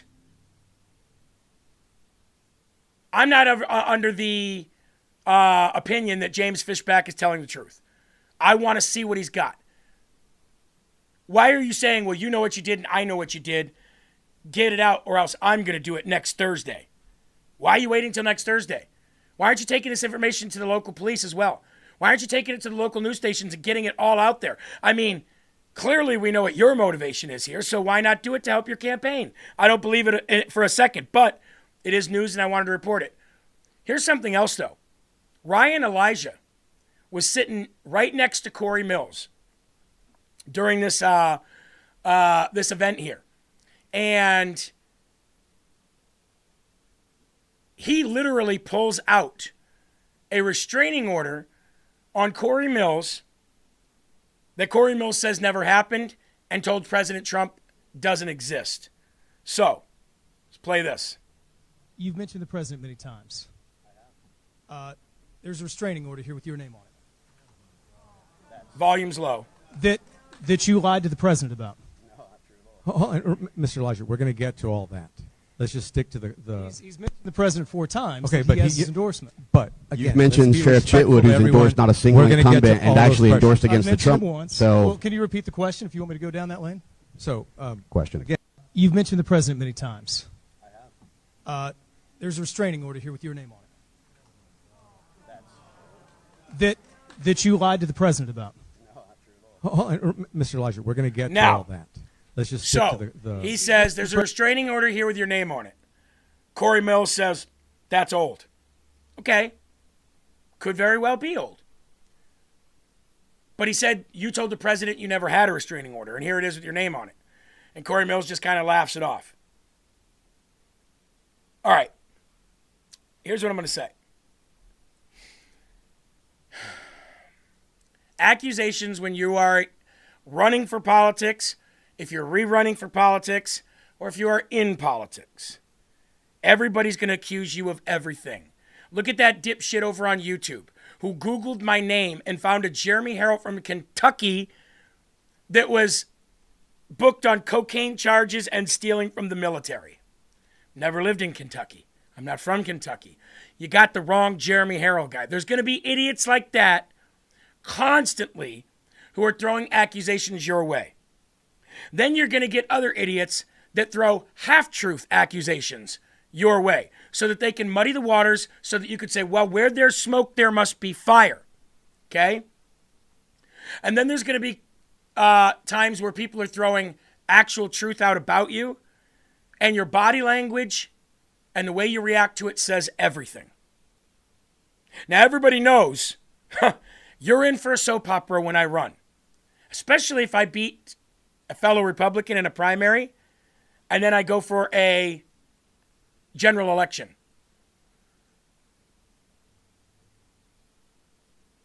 There is so much dirt to dig up on somebody like me. And I'm not talking about legal issues. Those are easy. Everybody knows what I did when I was 17 and 18. Everybody knows no drug charges, no gun charges, no assault charges, none of that. Literally being a stupid kid, partying with people, breaking into mansions and getting wasted. That's what I did. Mansions that were summer homes that nobody lived in, by the way. 17 years old. That's what I did. So, because of that, people are going to attach, oh, you're a convicted felon, you did this, that, and the other. They're not going to talk about all the things that I did to get things removed from a record afterwards. They're not going to talk about changing my life around and starting a business and a family and working at Fortune 500 companies as AI sales team or anything like that. They'll never talk about any of that. They will say, you got in trouble in your life, this is you, you're bad. That's not the dirt that I'm talking about. The dirt that I'm talking about is going to be the things that have come out of my mouth. The things that I've said about Muslims, about illegal aliens, about Democrats. And they're going to pin me and label me as all kinds of stuff, right? You'll know by my body language and by my answers to those people if I'm telling the truth or if I'm lying. Here's what I say. I don't believe Corey Mills tells the truth about everything that he's asked. I don't believe the accusations thrown at Byron Donalds, and Byron Donalds, much like me, has told people about who he was and what he did in his past. But I'm also under this opinion. If you're not willing to tell everybody everything about you while you run for office and represent them, you should resign or you shouldn't run for office to begin with. It's that simple. If you're not comfortable, I'm not saying if you've never done anything wrong. We're human. Will Johnson says, if you've got a Nazi tattoo on your chest, they'll love you. Yeah, exactly, Will. What I am saying is, if you're not willing to own up to everything that you have done and stand on that principle and say, this is who I was, this is who I am, this is what I want to do. If you're not willing to do that, then you should resign or you shouldn't run to begin with. Because I'll tell you one thing, politics is the most brutal game on earth, and they will destroy you if you try to hide something. Your own weakness will be your downfall. Be strong on who you are if you're going to run for something. And don't sit there and look guilty when somebody pulls something up in front of you and says, what's this? I don't know. That's old. I don't know. Somebody says, Jeremy, what's this? I don't know. Let me see it. Looks like a report from a court from 1997 that has my name on it that says XYZ. Yeah, that's real. What do you want to know about it? Well, was that you? Absolutely. Absolutely. And all that I did brought me here today sitting in front of you, which obviously makes you scared because you have to dig up something 30 years old. What's the matter? What's the matter? You know what I'm not going to do? I'm not going to dig up anything on anyone. I don't have the time, I won't have the money, and I won't have the funds or the resources to be sitting there trying to find out what my opponent did or didn't do right in their life. I could give a damn. I could give a damn about if my opponent sold drugs in their life, was a doctor in their life, was a saint in their life. I don't care. Why should I be focusing on what that person wants to do? I only have time to focus on what I want to do. And what I want to do is run so that I can do this, and this in Congress for the better of this country and the better of our state. Period. Big Tech says, Sean, will you and Jeremy do Rumble Rundown again for football season? We might. We haven't really talked about it yet, but we might. JM Jam says, Byron's latest commercial is stupid. I haven't seen it yet. So I'm not sure. But All I'm going to say to the James Fishbacks of the world is if this is how you plan on winning elections, by being a bottom-feeding scumbag, and by the way, if Byron Donalds is being investigated by the DOJ for criminal activities such as sex trafficking, the DOJ will announce that. Okay? The DOJ will announce that if that's true.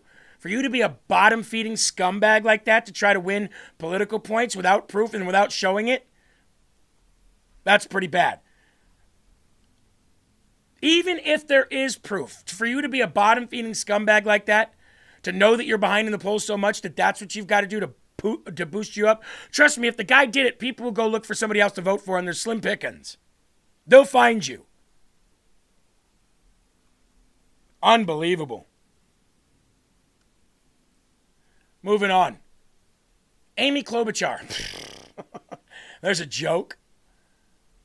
Amy Klobuchar lashed out at a crowd during a Minnesota gubernatorial forum on Wednesday, where she got heckled for claiming that she's long believed in a strong border and working with law enforcement. Does anybody believe that? Does anybody here have the opinion that Amy Klobuchar of Minnesota has long believed in border enforcement and law enforcement and having a secure border? Does anybody here believe that? I remember her talking about defunding the police and putting social programs instead of cops in different places after George Floyd. I remember her saying that we didn't have a border invasion. But I guess I could just be misremembering.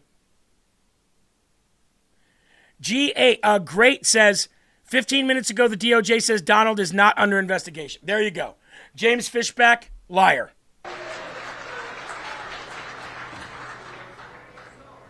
Amy?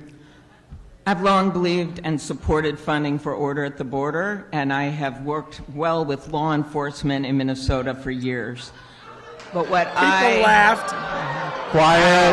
Wow. I ran the largest prosecutor's office in the state and was endorsed by police many, many times. So don't. Number two. So don't, she says none to of her my voters. opponents on this stage condemned what ICE did. Not a word, not a word. 2 innocent people were killed, shot in the back. We had many people arrested when they weren't supposed to be arrested, and we all know that, and we need reform to ICE. We must have reform, and if anyone wants to see what happened, $70 billion into ICE, so it's bigger than the FBI now. It's bigger than the Marines. I did not support that. I think that $70 billion extra dollars should go to you for your health care. That money should go to you for your housing, and it should go to you for your child care. Time. She's at Minnesota Farm Fest, lying her tail off, getting booed. Look at the look on her face. You cut that picture out right there, that's the definition of why people say Karen. Right there.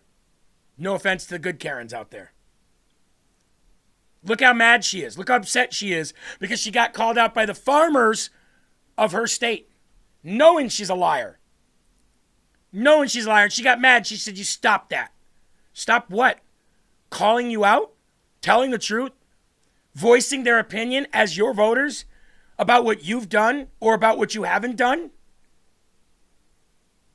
Then she tries to turn it around. I think that money should go to you. And people go, yay! Of course, people are going to cheer to get money, the people that are there for that support her. But an overwhelming amount of boos when she lied her ass off. Amy Klobuchar, ladies and gentlemen. Definitely a few cans short of a six-pack, if you know what I'm talking about. What a loser. Boy, she got mad, huh? I guess at this point you can only pray for Mike Lindell to be the governor of Minnesota. And by the way, I don't know if you guys know, but Mike Lindell has put out multiple videos since that day and says that he absolutely does not believe in amnesty whatsoever. and has, walked back those statements, whether he meant exactly what he said that day or not. That's neither here nor there. I guess you come out multiple times and say, not doing that, not doing that, we're not doing that. If I'm governor, we're not doing that. And all of those things are amnesty. We're not doing that. If I'm governor, I won't do that. I will work with ICE. We'll get out anybody that doesn't belong in this country, period. I don't care if they're a major criminal or a minor one. Hey, look. Got to give them credit for that. Now we're going to move on to the Democrat Socialists of America, because while they're not beating Republicans, they are beating establishment Democrats.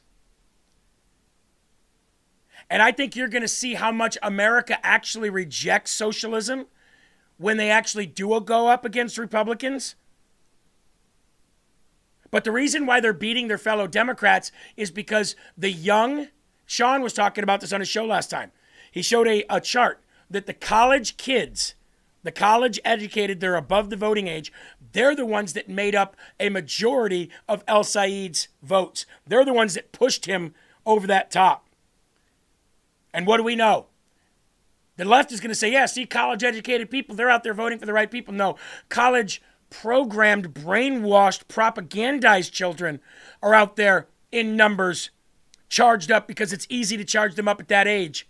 And they're running out and voting. Joe Rogan, like him or not, was an instrumental tool in making sure that we won that last election. Here's what he says about socialism. That this idea of democratic socialism is a really good idea, because there are some examples of socialist policies that do work, like the fire department, and there's a bunch of stuff that makes sense. But the problem with enforcing any of this stuff that they don't understand is it always comes down to power. You have to have massive authority and usually guns, because you can't just steal people's money. They're not going to let you. They're not going to let you just come in and decide, hey, we just devised a new tax where everybody who makes more than $500,000 a year, everything over that, you have to give 100% to the state. Or 95. That was a great discussion, by the way, that they had yesterday. Unfortunately, Joe Rogan, and he'll tell you, he says, look, I'm not educated in the political realm. He'll tell you that. But he's a common sense guy. And that's why the left hates him so much, because the left always thought he was on their side. And for a lot of issues, he was, until the left left him. And that's when he left California and went to Texas. When the left left him, he went to California. And you can tell he doesn't really still know a lot, because he thinks that the fire department and police station are socialist. They're not. They're not socialist. They're social programs. Programs that we, in a constitutional republic and a capitalist society, came together and said, we want to make this a thing in our communities. We think that we should give these people a budget. Let's vote on it, everyone. And then the town says, yes, let's approve a budget for the police department of $1 million a year. Boom. There's your police department, voted on by the people of this town, and the people that they represent them on the city council for each and every one of their wards or districts. That's social programs. Socialist would be the people at the top saying, we're taking this money from you to fund this. We're taking this money from you to fund this. Oh, and we're going to take this corporation from you because we don't think you should have that. So now we're going to own it. We'll give you a portion of it, but we call the shots. There's a difference between social programs and socialism. Okay? Just because the two words have the same word in it doesn't mean they're the same thing. Okay? But he was spot on. You can't just steal people's money. Not without guns, which gets you back to the topic of why do they want to take so many guns? Why are so many people getting felonies? Well, because the felony is the one sure way that they can make sure they remove your entire right to have protection. Think about that, what I just said. Again, we live in this world where you hear that person's a convicted felon and you think bad, stealing, lying, rape, murder, drug sales. You just think these bad things because they got convicted by a rogue piece of trash judge who wanted to take away guns. So, how can they take away our right? That's a question I've always asked. How can they take away a right? It is easier to take away your right to own a gun in this country than it is for them to take away the guns in this country. You take away somebody's right to own a gun, you take away their gun ownership for the future of their life. Can never, ever, ever have a gun because they label you something. So you go pay your debt to society and then you get double jeopardied for the rest of your life unless you get those felonies removed or unless you get your voting rights restored. I mean, your gun rights restored. Voting rights are automatically restored when you get off parole and probation in 48 states. Now I believe in 49. That's always been a myth. But let me ask you, how can you take away somebody's right to freedom of speech? How can you take away somebody's right to freedom of press? You can do it temporarily while they're locked up, but when they get out, how can you take that from them for the rest of ever? Does that make sense to you? Does that make sense to you at all? That amendment to the Constitution, the Second Amendment, shall not be infringed. So because somebody did something, let's say in my case, now everybody doesn't know about my case post-jail and what I've done, but that's okay. Let's talk about going to jail at 17 years old or committing the crimes at 17 and going to jail at 18. Let's say somebody like me does that. Non-violent, non-drugged, no assaults, nothing like that. And they go and they pay their debt to society. They're young, they're stupid. They get out, early 20s. They can no longer protect themselves from government tyranny. They can no longer protect their family from burglars or home invading intruders. They can no longer protect their land from illegal aliens that take it over. They can no longer protect anything from the federal government if they decided to turn their weapons on them. They can no longer go and provide food for their family unless they're using a bow and arrow. But in some cases, like Connecticut, you can't even own anything that has a projectile, meaning that you can't even own a BB gun or a slingshot. Tell me how that's constitutional. But see, that's what they want. And if they can take away all the guns, or your ability to own a gun, if they can take that completely away, well, then they can enter into socialism fully. They can enter into communism fully. Because what are you going to do? What are you going to stop them with? Spit?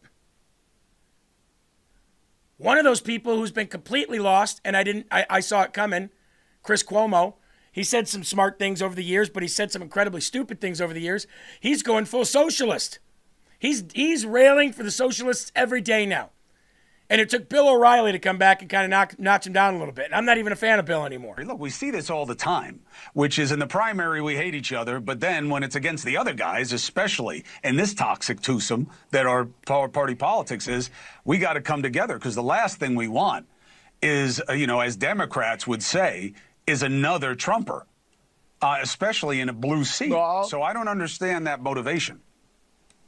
Then I will enlighten you. There hasn't been in my lifetime a movement as radical as the Bernie Sanders-led progressive movement. It took me by surprise. 2 years ago, if you were to say, hey, there's going to be a big communist element and it's going to get traction, I went, what are you talking about, Albania? But who's a communist? Who's a communist? Who's a communist? Look, the means of production is what people like Mamdani want to control. All you got to do is look it up, okay?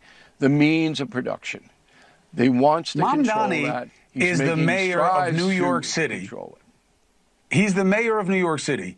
He has done nothing to take away private property. He's taxing. He's doing other things that he said he was going to do when he was running. Stop.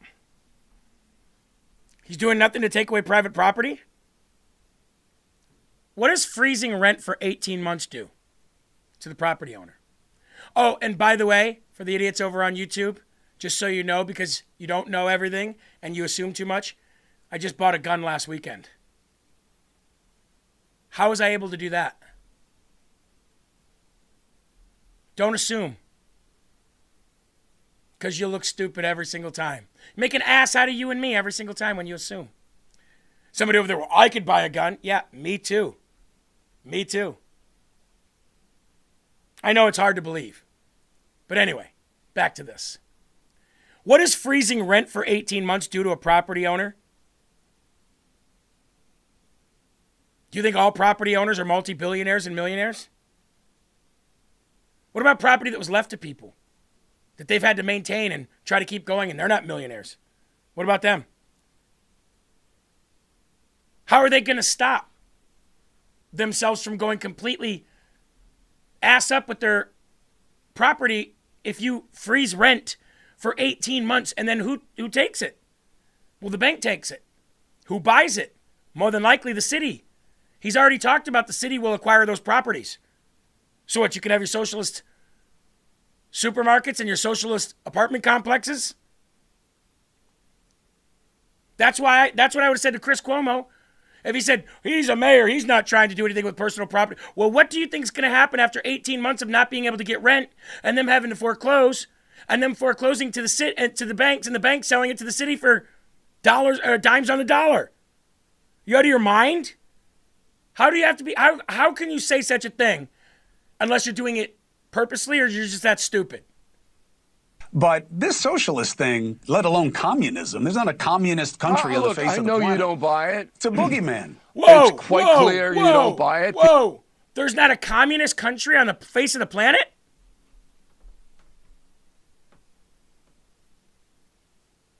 There's not a communist country on the face of the planet, said the guy that said that socialism and communism isn't anywhere. That it's not happening in this movement. Sticking up for it hard. Does anybody want to tell me what kind of government North Korea runs? Anyone? There's not a communist country on the planet? Jeez. North Korea is not communist? China? China, our biggest adversary? Second in GDP? They're not communist? Did I miss something here? I guess North Korea and China don't exist. Those are just two.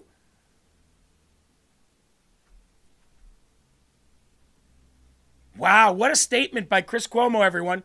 Just so you know, if you're just checking in, breaking news, Chris Cuomo says there is no communist country on the planet. We'll take it back here. People believe what they want to. No, take it back. Let's see. New York City. He's the mayor of New York City. He has done nothing to take away private property. He's taxing. He's doing other things that he said he was going to do when he was running. But this socialist thing, let alone communism, there's not a communist country on the face of the planet. I know you don't buy it. It's a boogeyman. It's quite clear you don't buy it. People believe what they want to believe. But he's frozen rents. Okay, in New York City. Hey, there you go, Bill. That's the first step. Now he wants grocery stores to undercut other grocery stores. The guy is called classic Marxist person. Yesterday, it was amazing because But he's the mayor of New York City. He's not the entire party, right? I mean, it's like you mayor can of our have biggest a city guy in the country who was out there, but and the people where he ran wanted him. No, but I'm saying that why do you think that that's going to? I know, but why do you think that that will affect all Democratic races, one mayor? Because it's basically a radical movement. There's not a communist country on the face of the planet, and I'm so glad that Bill came back with the freezing the rent thing. And I could see the wheels turning in Brother Fredo's head. Well, freezing the rent isn't communist. No. But acquiring people's personal property is. Especially when you push them out of it and don't buy it or offer to buy it for them at market value like you would in a eminent domain situation. No wonder that guy's an idiot. No wonder why that guy's an idiot. I mean, to say that there's no communist countries on the face of the planet, that's a myth, that's a boogeyman. I mean, does anybody believe that? Do the people on the left actually believe that are watching on YouTube? I want to see, do you guys believe that? That there's not a communist country on the face of the planet? Brian, Jeremy won't talk about the horrible new jobs report. Bet, actually, it's in the lineup. It's in the lineup. I report everything, dipshit. Everything. So yeah, it's in the lineup. Ooh.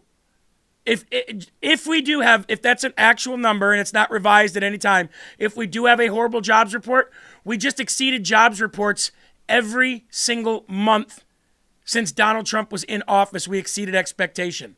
So if 1 month is down, ooh, at least they're real private sector jobs and not government jobs disguised as private sector jobs. At least they're that, moron.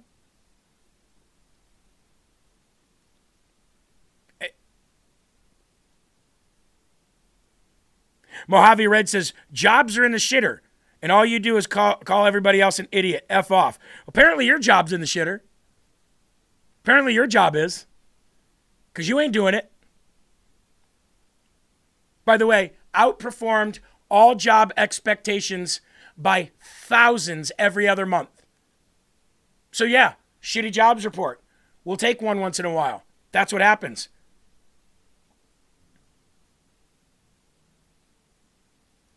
Trump gives you no way out of your poor decisions unless you proclaimed allegiance to him. You know what's weird? Is none of you answer the questions that I asked. You'll sit there and you'll complain about Trump the whole time, but you'll not. And I spent the first hour of this show talking about my own party. But if I ask you a simple question, are there communist countries on this planet? You can't even answer that. Here's a former Bill Clinton advisor and pollster about socialism. Is whether or not a lot of the moderate Democrats who were for Stevens will say, I just won't go there. I will defect from my party. Is it possible to find 5% that will do that? It is highly likely that you're going to find 5% of those Stephen voters who are going to switch to the other side, and that alone would give a margin of victory to Rogers. Okay. Mike Rogers. You think that El Sayed is going to beat Mike Rogers in Michigan? It's not going to happen. It's not going to happen. If he does, socialism is completely taken over. Jennifer on YouTube says, yes, but yet none of them will debate you live over here. Exactly, sweetie. Exactly. All they do is yap, yap, yap. They say that I don't answer questions and all I do is yap. I've invited every one of them on here on a Zoom invite live, and not one will say they'll do it. They'll say, we'll take a phone call with you, but they won't come on Zoom. Right now in the midterm primary season, tonight we tell you about one of the most controversial figures in that sphere and his impact on the far left movement. Correspondent Mark Meredith takes a look at internet personality Hassan Piker. 1, 2, 3. Yeah! He's not a household name yet, but controversial commentator Hassan Piker is becoming a kingmaker in progressive politics. A Republican will never be elected in this state ever again once our movement is done. The 35-year-old streamer, who has a growing following, supports abolishing ICE and calls President Trump a fascist. In the past, he also defended the 9/11 attacks. America deserved 9/11, dude. I'm saying it. Piker later apologized, but critics continue to raise concerns on the campaign trail, including in Michigan. He's so humble. Piker's pick, Abdul Al-Sayed, narrowly beat out Congresswoman Haley Stevens.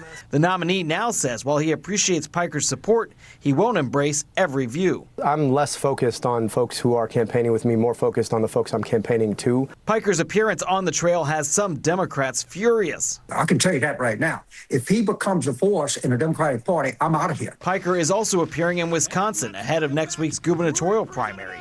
He's backing the left's leading candidate, Socialist Assemblywoman Francesca Hong. Is it a risk appearing alongside these guys as you kind of frame and head into the general? It would be risk not to try to build the broadest coalition possible. Hong herself is facing criticism over past comments, including a now deleted post from 2020 that read, "Cancel Thanksgiving, should have done this in 1621. She now says, I don't want to cancel it. I actually love it. While President Trump is celebrating the far left's primary wins, arguing Republicans will have a better chance at victory in the fall, sure will. There are some Democrats who say now's the time for a course correction. The center-left group Third Way is telling Fox it'll spend $15 million to fight against democratic socialism. Wow. Look at that. Democrat PACs are spending millions of dollars to get rid of Democrat socialism. A couple of things I want to do going back to the jobs report, for the low IQ, slow people on YouTube. Funny that the jobs report came out under expectations, but funny how the unemployment rate didn't change. Funny how that didn't work out, huh? One jobs report means nothing. Unemployment rate does. That didn't change. Unemployment remains right where it does. Oh, and by the way, your California, largest deficit on their budget in the nation, and the state that most people are leaving. Bet you won't mention that. See, we actually have no fear of talking about things that suck. Yeah, it sucks to see a jobs report that is underperforming. But for us, it sucks because that's a countrywide issue. Now, even that didn't change unemployment any, it's still bad news for the country. You love that because it reflects what you think is the entire administration's policies. You are the type of people that if Trump was flying a plane, that you'd like it to fly right into a mountain while you're on it. That's how stupid you are.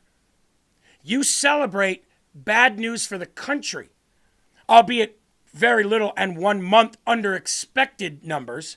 Wait till they get revised. 1 month out of many. You would rather have bad news than good news because of your hatred for Trump. You would rather destroy your country than give him a win. That's how sick in the head you people are. That's why you're not even worth talking to. I only acknowledge you to keep you coming back every day because I enjoy your views. That's right. We just started simulcasting on YouTube 2 months ago. And what was let me tell you my, let's see, I just got an email from YouTube right here. Just got this email from YouTube. Let me bring this over to prove it. So, enlarge this here for you. Month in review. Now, it's not anywhere like Rumble, but let's see. Month in review on YouTube. 502 new subscribers. Not bad for 1 month. I bet you losers over there aren't getting that on any of your platforms. 493,000 minutes watched? That's you guys. Keep them coming. 216,000 views in just a month over there? Just popping in to start simulcasting? No advertising whatsoever? Wow. Look at that. Month in review on YouTube. So, you ask why I acknowledge those people? I acknowledge them so they can keep coming back and giving me views. Because the bigger we get, the more monetization that we can benefit from.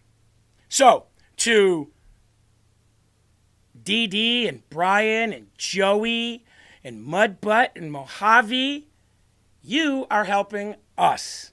If it wasn't for you, those numbers would be a lot smaller. We'll take the wins when we can get them.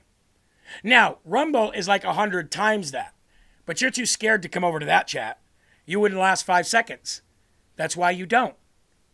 I could mute you out of this chat and you would never go to the Rumble chat because you're too afraid that they'll eat you alive over there. They're far too smart for you guys. Okay? Brian says Jeremy isn't monetized on YouTube. Then why am I getting that?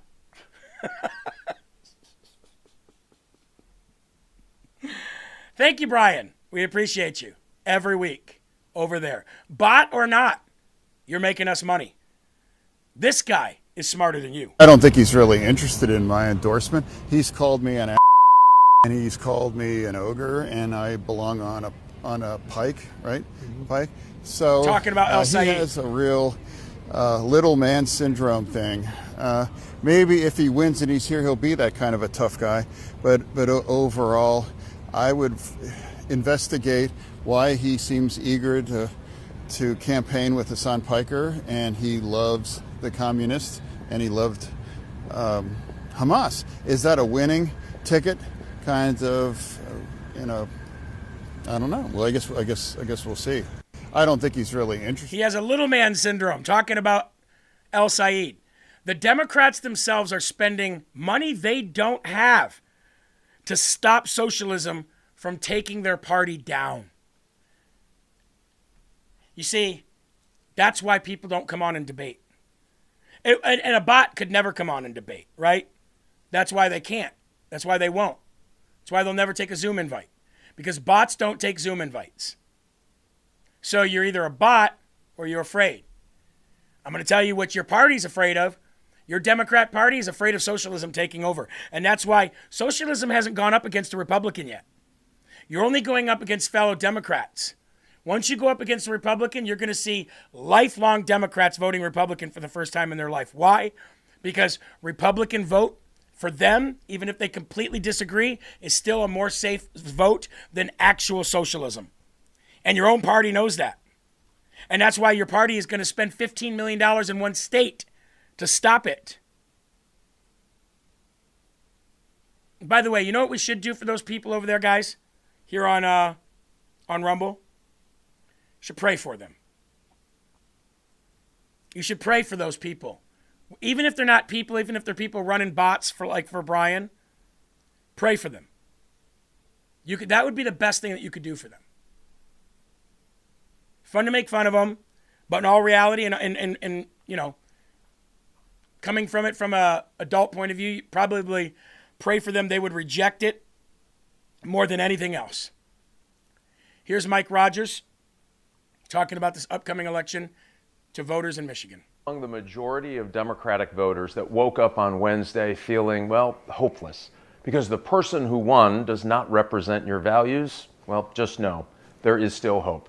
Michigan deserves a senator who is ready to sit with you, hear from you, and represent you. The parents across Michigan who want an education system that sets up their kids for success. You have a home with us. To grandparents across Michigan who are heartbroken from watching their kids and grandkids leave the state. You have a home with us. To young people who are looking for real solutions to solve our housing affordability crisis. You have a home with us. To working families who don't want higher taxes and lower paychecks, well, you have a home with us. And to the vast majority of people across Michigan who do not want to throw their support behind a campaign filled with anger, divisiveness, calls for violence, and the views that are out of touch with your values, well, you have a home with us. The fight is far greater than just left versus right. The fight is for the very soul of our nation. Over the next 90 days, I'm going to work hard to earn your trust, to earn your support, and earn your vote. We have a state to save, Michigan. Let's get to work. We have a state to save, Michigan. Let's get to work. I agree. Michigan's a great state. I been to Michigan politically for political reasons. I don't know, 3, 4 times. And for the most part, the people of Michigan are some of the greatest souls in the country. Like just hardworking, down to earth, roll up their sleeves, get busy people. That's why I don't understand how that state has been taken over in so many places by so many crazies, because I don't ever see them when I go. Thank God. You're going to love this. This is an Instagram video that I saw. You guys remember Beto O'Rourke? I know Will Johnson remembers Beto O'Rourke. He has to live in his state, unfortunately. This kid, he's taking a selfie video, and he walks up to Beto O'Rourke, and Beto O'Rourke is like, yeah, we're on this kid's live. This is awesome, man. Finally relevant again. Till he hears what the kid has to say. Up El Paso, I'm here with, guess who it is? Mr. Irrelevant. There we go, yeah. He lost 3 times. Do you want to tell him how you killed someone while driving? Oh, I did. Oh, yeah, he did. You're making that stuff up. Remember to go vote Republican, y'all. Yeah. Let's play that What's up, again. El Paso? I'm here with, guess who it is? Mr. Irrelevant. There we go, yeah. He lost 3 times. Do you want to tell him how you killed someone while driving? Oh, I did. Oh, yeah, he You're did. making that stuff up. Remember to go vote Republican, y'all. Yeah. He says, look at here. I'm with Mr. Irrelevant. He goes, yeah. Hey, yeah, what's going on? He's like, yeah, you lost 3 times. He takes off his hat like he's like, got cheers and like people like him. That guy's an idiot. That guy is 3 times loser. Look, I understand losing an election. I understand running again and losing another election. But you run for a 3rd time and you lose again? Give it up, dude. Give it up. Look what he got here, Mr. Irrelevant, 3 times loser. If Christina Bohannon loses to Marionette Miller Meeks this time around, it'll be her 3rd time running against Marionette Miller Meeks and losing. Give it up, Christina. Especially with Iowa trending red. Ellen says, is it really him? Yes, it was really Beto O'Rourke. Or what's his name? Francis? Isn't his name Francis?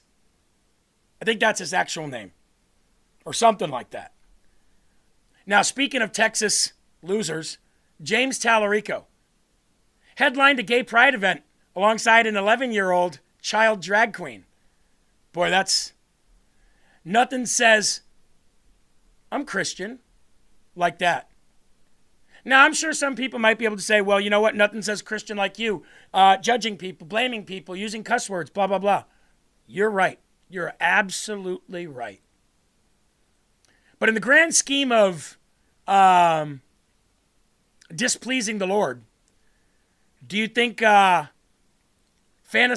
and perverted and being a pervert over children, of which Jesus says that if any of you even causes these little ones to stumble away from me, it'd be better for you to have a milestone wrapped around your neck and dragging you to the bottom of the abyss? Not saying that I'm a saint by any means, because I'm not, but I think society would, be on my side on that one, not the James Tallarico sides. So let's hear what he has to say. He attended a gay pride event where there was an 11-year-old drag queen that he was probably throwing dollars on, right? Let's see what he has to say about abortion as a Christian. On abortion. Yeah. As a Presbyterian seminarian. Yeah. How have you arrived? Well, first of all, what are your views? Yeah. Clearly, and how have you arrived at them from a biblical perspective? Yeah, it's a great question. And this is an issue that a lot of Christians struggle with, and that there's a lot of fierce and passionate debate within our faith communities. And so it's one I want to be very sensitive about, because people of good faith can arrive at different moral conclusions. And I feel like we do not have the kind of tolerance for that disagreement right now within the church, within our politics, and it's corrosive. Because, I think about someone like Pope Francis, I think about someone like Pope Leo. These are spiritual heroes of mine. Both of them are firmly opposed to abortion rights. So we disagree on that issue. I trust Texas women to make decisions about their own bodies, to shape their own destinies in consultation with their family members, their doctors, their faith leaders. I don't believe that's a place for government. I don't believe it's a place for politicians. I don't believe it's a place for the state. And that's a belief I hold not despite my faith, but because of my faith.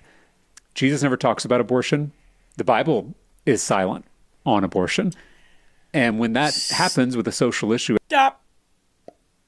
In the name of love. No, the Bible doesn't talk about ripping babies out of the womb to kill them so they're not born, because that wasn't a societal traditional practice and norm to just rip them out of the womb and kill them. Now, did kids get killed? Well, look at Herod. He tried to kill everybody under 2 so Jesus would die, right? Happens, right? But no, Jesus never used the word abortion. He also never used the word rapture.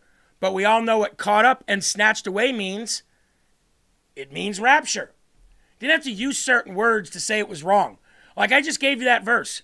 It would be worse for any of you that caused any of these young children to stumble away from me than it would be to have a millstone tied around your neck. I think killing them before they have an opportunity to be something great is getting them to fall away. I think murder, Jesus says, you've heard it said that if you murder your brother, then that is a sin. But I say whoever hates his brother is guilty of murder in the heart. Jesus said, you've heard it said that those who commit adultery is a grave sin. But I say that those who've even looked at another person with lust in their heart has committed adultery with that woman or that man already in the heart. So, does Jesus actually, folks on Rumble, have to say the word abortion to make people that say that they're followers of Christ believe that you probably shouldn't kill kids? This guy's a whack job and a liar. And you know who gets judged first? Not the sinner. Jesus ate with sinners. Our job is to try to be better today than we were yesterday. Jesus is going to judge the church first. And this guy is going to be in that judgment first. Because he's pretending to be a pastor, pretending to follow Christ while he is absolutely turning people away from Christ, not towards Christ, even with his words, let alone his actions. As important as abortion, we Christians have to take Scripture as a whole, and we've got to try to make some kind of ethical determination. Right now in Texas, we have the most extreme abortion ban in the country. No exception for rape. No exception for incest. We have girls as young as 10 years old who are assaulted, who are raped, who are victims of incest, and who can't access of the population that has basic reproductive care, who aren't able to make the decision about whether or not they are going to create. And again, just my personal belief is that we have to give women and girls the freedom to make this decision as moral agents, as our sisters in Christ. And I'm not saying that's an easy decision to come to, but that's where I've arrived. And I will say that I think me and Pope Francis, Pope Leo, any Christian who's against abortion rights, we can find common ground on reducing the number of abortions. We know how to do this. If we treat this issue as a public health issue rather than as a culture war issue. Hold on. Why would you want to reduce the number of abortions if you believe in a person's right to choose? See what he's doing right there? You see what he did, right? I am of the belief that a person has a right to choose, regardless of whatever reason it's for. But you do have, and then he goes on to name the most extreme, small amount of cases in the world, then comes back and says, I don't have to have the same views as Pope this or Pope that. But I think we can all say that if we work to reduce the number of abortions, and that's a good thing. Well, hold up. It's either a good thing or it's a bad thing. It's either a good thing for a woman to choose or a bad thing for a woman to choose. The only way you can reduce the number of abortions without completely banning it is these kids aren't having sex. That's the only way to really reduce it. Abstinence. Abstinence or banning abortion, or else abortions are going to continue to skyrocket. Those are your only two avenues to ending abortion. But again, why would you want to reduce the abortions like it's a bad thing if you just said it's not a bad thing? He literally just contradicted himself within 2 minutes of speaking. That's how much of a moron this guy is. And I'll tell you what, there are sins more grave than other, like blaspheming the Holy Spirit. God says that is an unforgivable sin. All sins are forgivable except one, and that is blaspheming the Holy Spirit. Absolutely. Now, viewer discretion is advised on this next video, okay? I can't stress this enough, folks. Viewer discretion is advised. What you're about to see, and I'm talking about not only in physical, but with your ears. So if there are anybody, young or easily offended in the room, I would move them out of the room right now. What you're about to see is a criminal who was released by rogue judges with 14 prior arrests, taken into custody after live streaming himself randomly attacking white women in North Carolina, Charlotte, North Carolina. Any judge that let this guy go out on the streets should also be charged.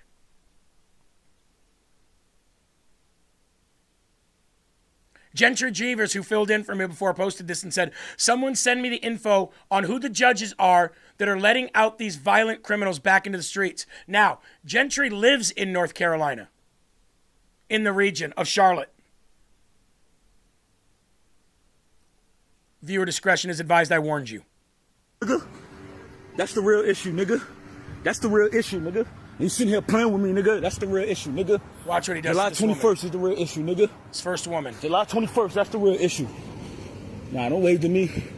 You still talking? You still talking? July 21st. Say Elijah. Say Elijah. Elijah. She's out cold and he's still hitting her. Motherfucker, you playing? Motherfucker, you playing? Fuck you, blue, nigga. So with that McDonald's shit. So with that McDonald's shit, bitch. You wanna run, bitch? You wanna run, motherfucker? Huh? Huh? I bet you run again, motherfucker. I bet you run again, motherfucker. You said something else? You said something? You said something, motherfucker? You said something? You playing, nigga. You playing, nigga. You fucking playing, nigga. What's up with that McDonald's shit? You Donald Trump, motherfucker, and that other motherfucker who raped my son Elijah, I'ma fucking kill you, nigga. You a fuck, nigga. You heard what the fuck I said, motherfucker. Shut the fuck up, nigga. Huh? Shut the fuck up, nigga. Issue, nigga. That's the real issue, nigga. That's the...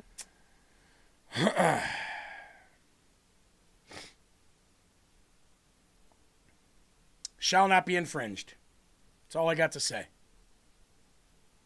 A bullet should have been in that guy's head. He shouldn't have been arrested. He should have been shot and killed.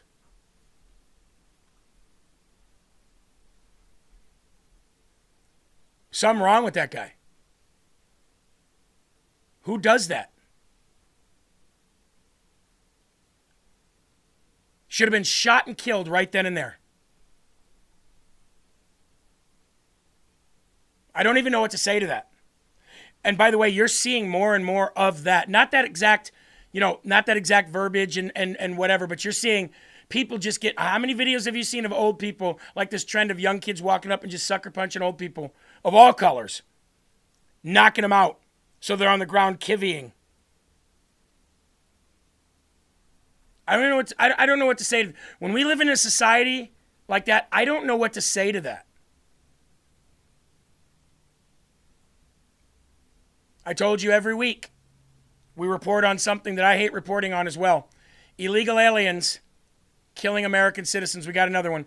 A 74-year-old woman is now in critical condition, fighting for her life after being run over by an illegal alien who should have never been in the country to begin with.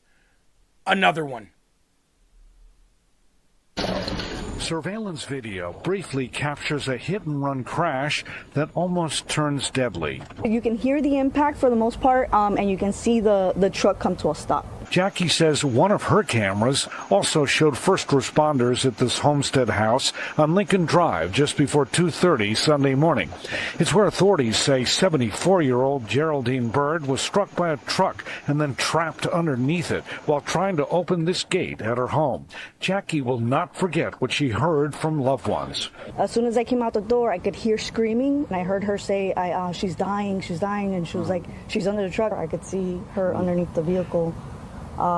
So at that moment, I was in shock. The Miami-Dade Sheriff's Office says Bird was struck by 31-year-old landscaper Tomas Raimundo Brito.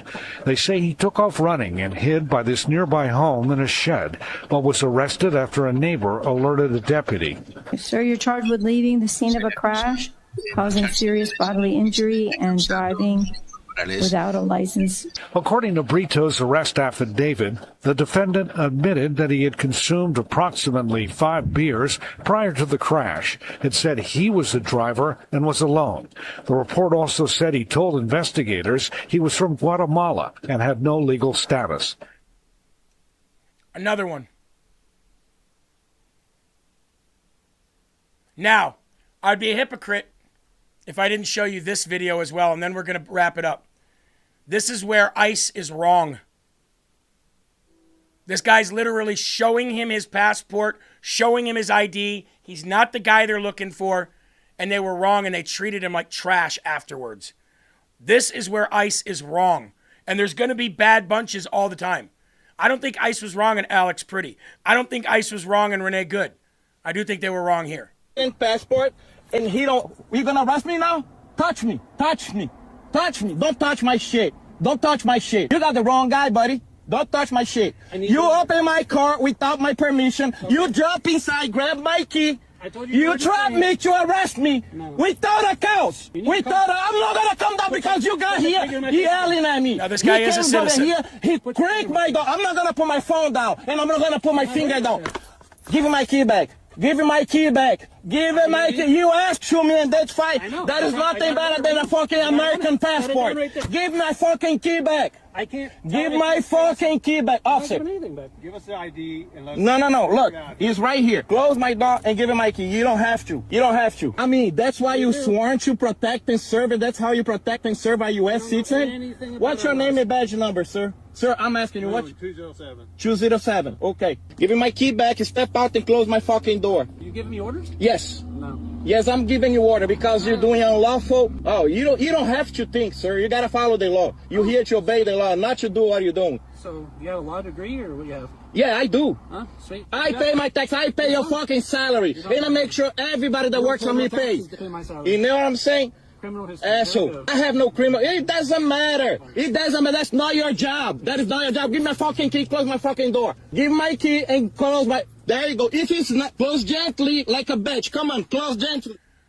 He throws the keys on the ground. He makes the guy get out there and get it. The guy was an American citizen. He absolutely was.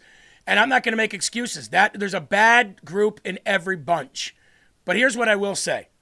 Maybe if we didn't have 20 million illegal aliens coming into this country for so long, we wouldn't have to be doing this now, and we wouldn't have to be doing any of this.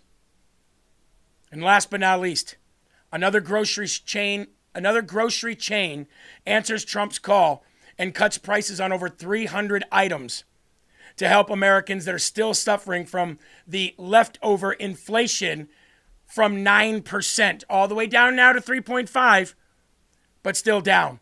I'd like to give a big shout out to the Great American Grocery Company. The Great American Grocery Company, Giant Eagle, like Walmart, will now reduce prices on over 300 items. Melly says the guy was still disrespectful. Oh, I agree. He absolutely was, but, I get it. Don't forget, folks, tomorrow, ages 5 through 10, for those who think that this is an issue, this is a sneak preview of tomorrow's right now, Patriot Pals. In the present. And then we'll zoom backward in time. You ready? Let's go.